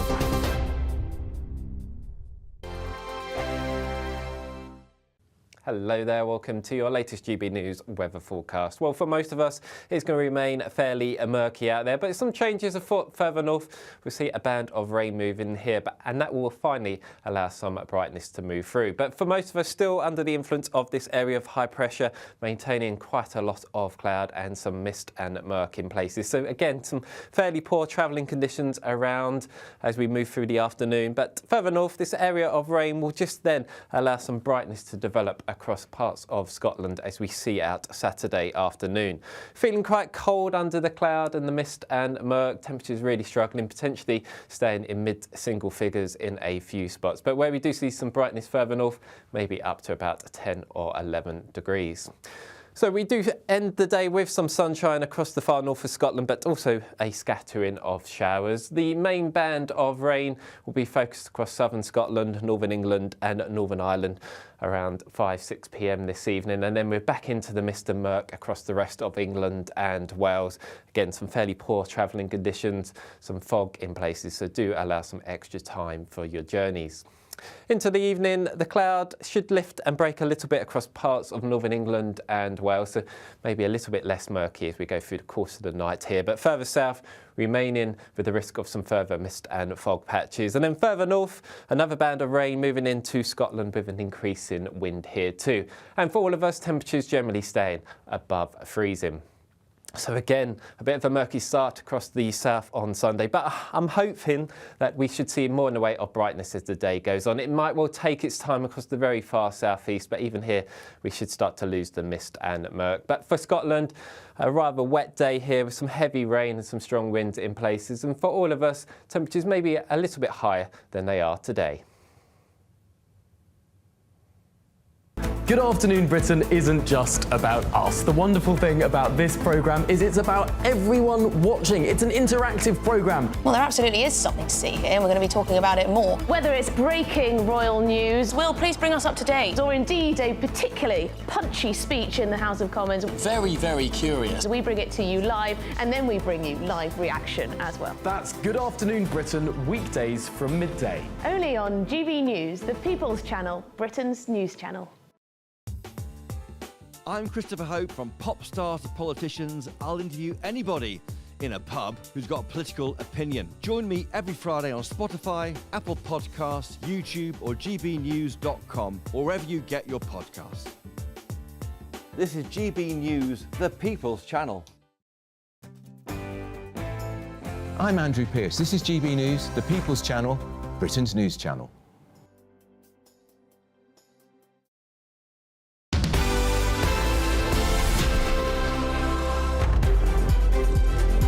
Very good morning to you. It is just coming up to 20 minutes to midday. Yes, it is. And welcome to Saturday Morning Live. Keep sending in your views. We've still got 20 minutes left of the show. Right, moving on. In March, the Princess of Wales announced her cancer diagnosis, and in an update in September, she revealed she'd completed a course of preventative chemotherapy treatment. But what's next for the Princess in 2025? Well, our very own royal correspondent Cameron Walker has been looking into what we can expect. In January, I underwent major abdominal surgery in London, and at the time, it was thought that my condition was non-cancerous. The surgery was successful. However, tests after the operation found cancer had been present. The Princess of Wales was subjected to months of intense global scrutiny sparked by social media speculation. Following major abdominal surgery, the Princess withdrew from public life to focus on her recovery. Prince William also stood back, balancing time between limited engagements and looking after his family. Soon after, hashtags like "Where is Kate" started to trend, and unfounded conspiracy theories took hold. The BBC reported a Russian disinformation group was partly to blame for the viral sensation, but social media algorithms and influencers based mainly in the United States jumped on the trend. Kensington Palace insisted the princess was recovering and expected to return to public duties after Easter. But on Mothering Sunday, the situation took a dramatic turn. What started off as an innocent photograph of Her Royal Highness and her children ended in frenzy. Royal fans online started to notice alterations in the image, and a number of news agencies eventually issued kill notices asking news organisations to remove the photo from their systems due to inconsistencies. The following day, the princess tweeted, "Like many amateur photographers, I do occasionally experiment with editing.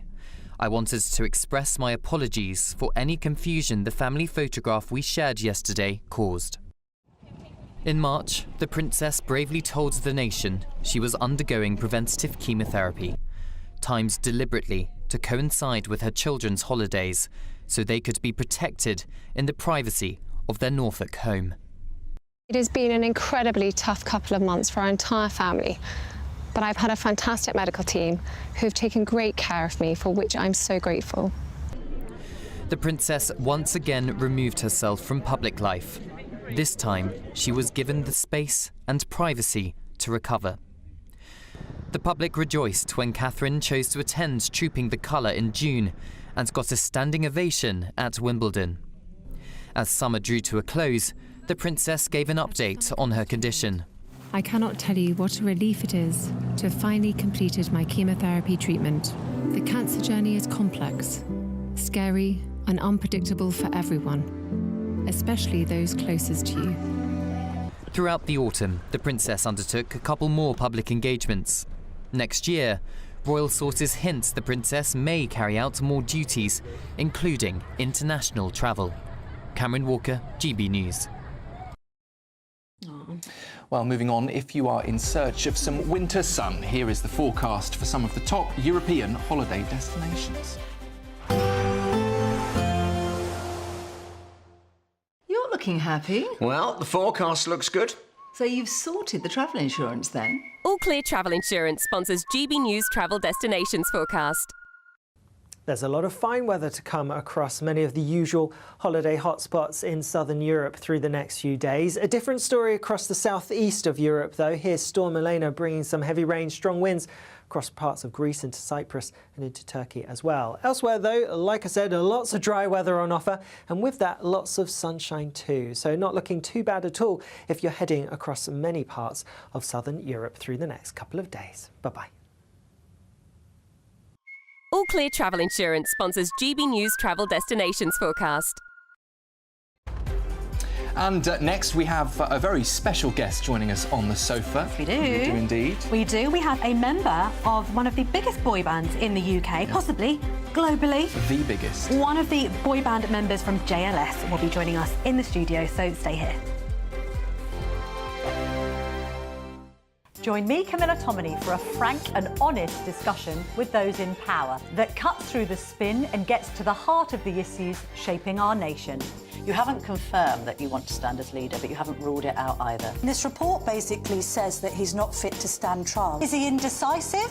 Incompetent? I deliver the dose of reality Westminster needs. That's the Camilla Tominey Show at 9:30 every Sunday on GB News, the People's Channel, Britain's news channel.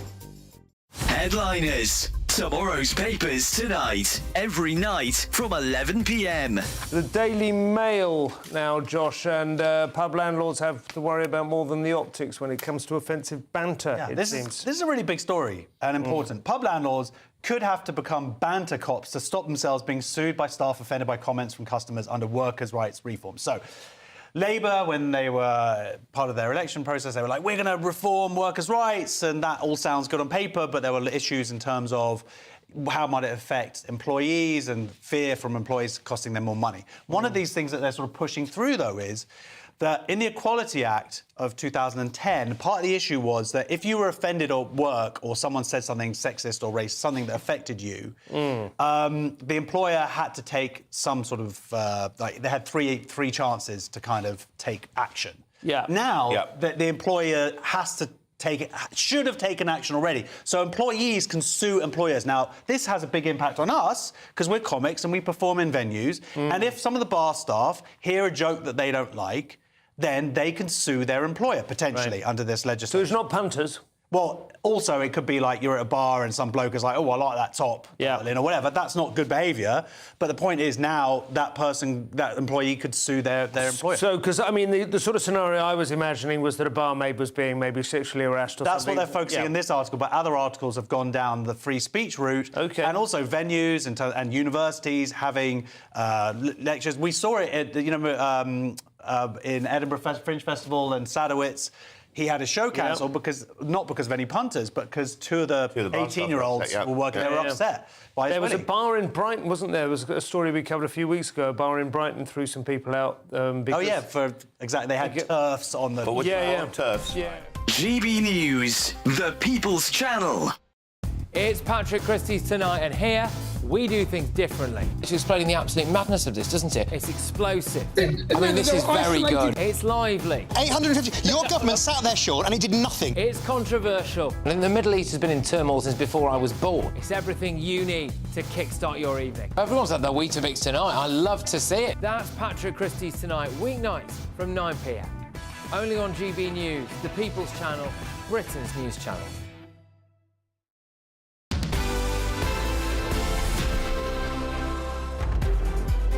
Very good morning, welcome back to Saturday Morning Live. Sam and Tatiana with you for another, 15 minutes or so. I hope you've been enjoying the show so far. Plenty of you getting in touch as well. GBViews at gbnews.com, or you can, of course, go to /your say. Ian, let's take a look at what Ian's been saying to us. Ian says, let's face it, Christmas markets in the UK are absolutely rubbish. You sound a bit grinchy there. He says you have to be a total mug to spend £10 for a portion of cheesy chips. Absolute rip-off. What was it you were just reading in the break? There was a family that spent how much? OK, so I think a family of 4 went to a Christmas market in Nottingham, I believe, and they spent £618 on 2 hot dogs. £618? They were wrongly charged. Did they get the money back? Yeah. Oh, goodness me. Can you imagine the thought that goes through your mind when you get that bill? Yeah. 2 hot dogs. Somebody put a 6 at the beginning. It was supposed to be £18 and they were charged £618. Completely different story. I remember my friend once, you know when you have to tip somebody and you put the credit card in and at the restaurant, my friend put their PIN number in instead of the amount that they wanted to tip, so they tipped them, goodness knows, 4 digits worth of tip. Yeah, not great. Sean, anyway, you have said that you go to Frankfurt's Christmas market, apparently much more amazing, not as expensive as the ones here in the UK. Fair enough. OK, Stephen says Die Hard is... Oh, we're talking about movies now, greatest movies of all time, because we were talking about Christmas movies, weren't we, and which Christmas movies we've watched this year. Stephen saying Die Hard is the greatest Christmas movie of all time. Stephen, I've never seen it. No, I've never ever seen Die Hard. Right, well, you've got between now and New Year's to watch that. That's what I'm going to be doing for the next couple of days. Philip, back to the topic of cheese. Cottage cheese with pineapple is your favourite. OK, I'll give it a go. And he said that specifically to you. He said, Sam, cottage cheese with pineapple is great because you didn't like it. I will test it later. Yeah. Richard, on our topic about are we being too sensitive? Too protective. Richard says the nanny state is triggering. There we go. Keep sending your views in for the rest of the day as well. Darren Grimes, I think, out later as well. He'll certainly be wanting to hear from you as well. Now, we are very excited for our next guest. Do you recognise this iconic track?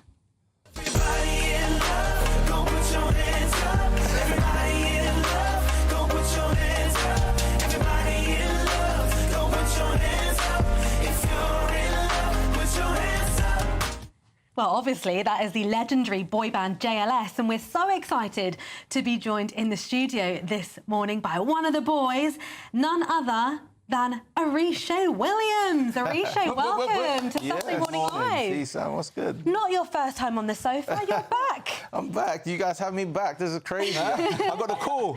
So you know what I'm saying? You got the twice call. in 1 year. Oh, it is great to see you, Oritsé. What's been going on? You have since gone on to launch your own solo career. Yeah. Everyone loved JLS. I still favourite boy band. But you're going on to do a solo career. How's that going? Oh man, it's been going incredible. I mean, this year has been game-changing. It's been life-changing for me, man. You know, I've worked with a great artist, producer called AO Beats, and other Afrobeat artists like Bellish Murder.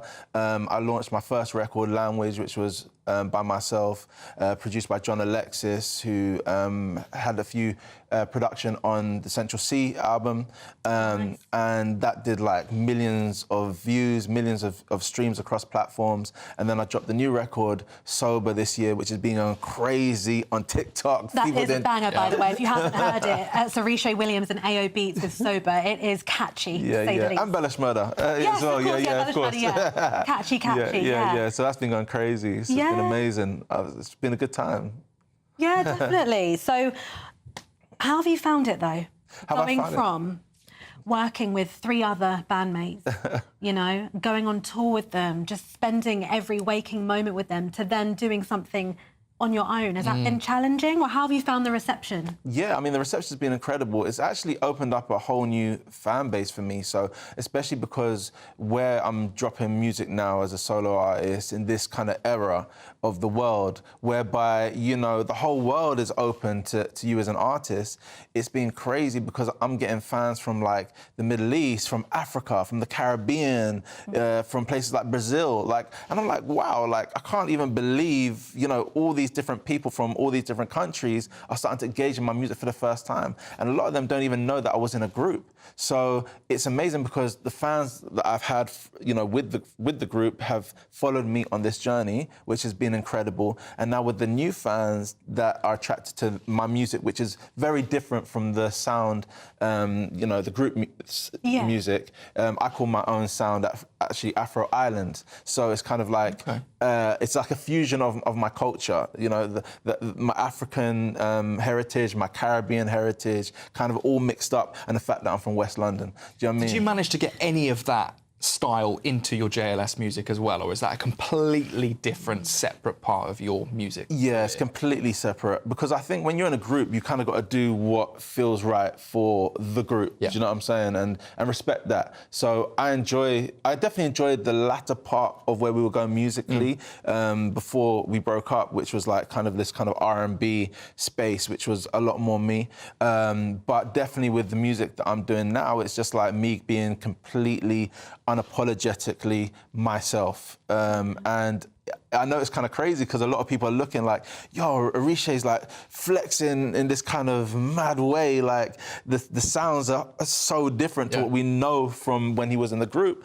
But it's amazing because I feel like this year people have really kind of got comfortable with the fact that, okay, this is who he is as a solo artist, as an individual. Well, you know, if the people haven't heard yet what Oritsé from JLS might sound like as a solo artist, if you could do like maybe a little a cappella for us. Oh, wow. Anything, like if it's Christmassy, a song that you've already got out, anything you choose. Anything I choose? Yeah. Oh, okay, cool. Well, I guess obviously since it's Christmas, you know, I could do my own song, but do you know what I mean? It's Christmas, so let's do something that everyone's going to something Christmas. Something that's going to be fulfilled. So obviously I've got my beautiful baby boy. Is 3 months old, Shiva. So a lot of the time, thank you so much. So you know, I sing Christmas songs to him pretty much every day during this season. So a little one. Let's see. We wish you a Merry Christmas. We wish you a Merry Christmas. We wish you a Merry Christmas and a Happy New Year. Good tidings we bring to you and your King. We wish you a Merry Christmas and a Happy New Year. Hey, guys. guys, you're listening on radio. That was Oritsé Williams from JLS. Now his own Oritsé Williams, the solo artist. I feel more festive than I have done. And it's honestly so nice to see you Thank back you. again after the last time that you were here with your miracle baby now. Thank you and so we are, much. Yeah, massive congratulations. Means a lot. Thank you so much for joining us. And shout my wife Kaz as well. Yes, You know, she's watching. New Year as well. Thank you so much. God bless. And thank you for watching us on Saturday Morning Thanks Live. so much. We will be back same time next week, and Darren Grimes will be up with you very shortly. Have a wonderful rest of your festive season.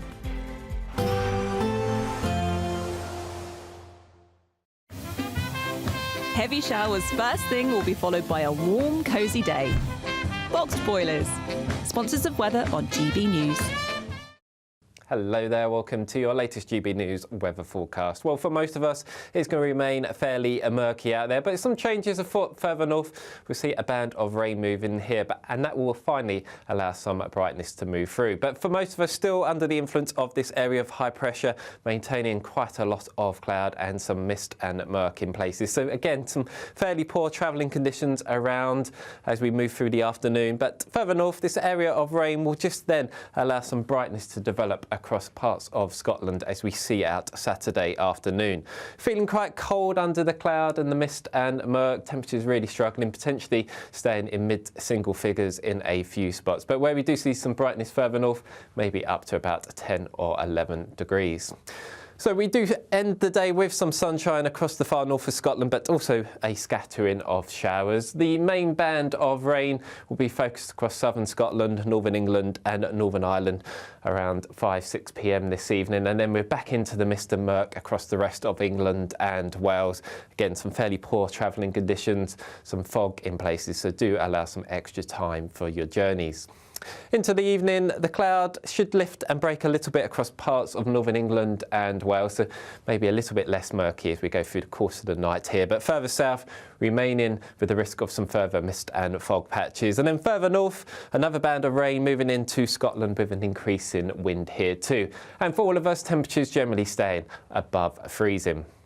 So again, a bit of a murky start across the south on Sunday, but I'm hoping that we should see more in the way of brightness as the day goes on. It might well take its time across the very far southeast, but even here we should start to lose the mist and murk. But for Scotland, a rather wet day here with some heavy rain and some strong winds in places. And for all of us, temperatures may be a little bit higher than they are today. A nice bright morning will generate a lovely warm day, right through to the evening. Boxed Solar, sponsors of weather on GB News.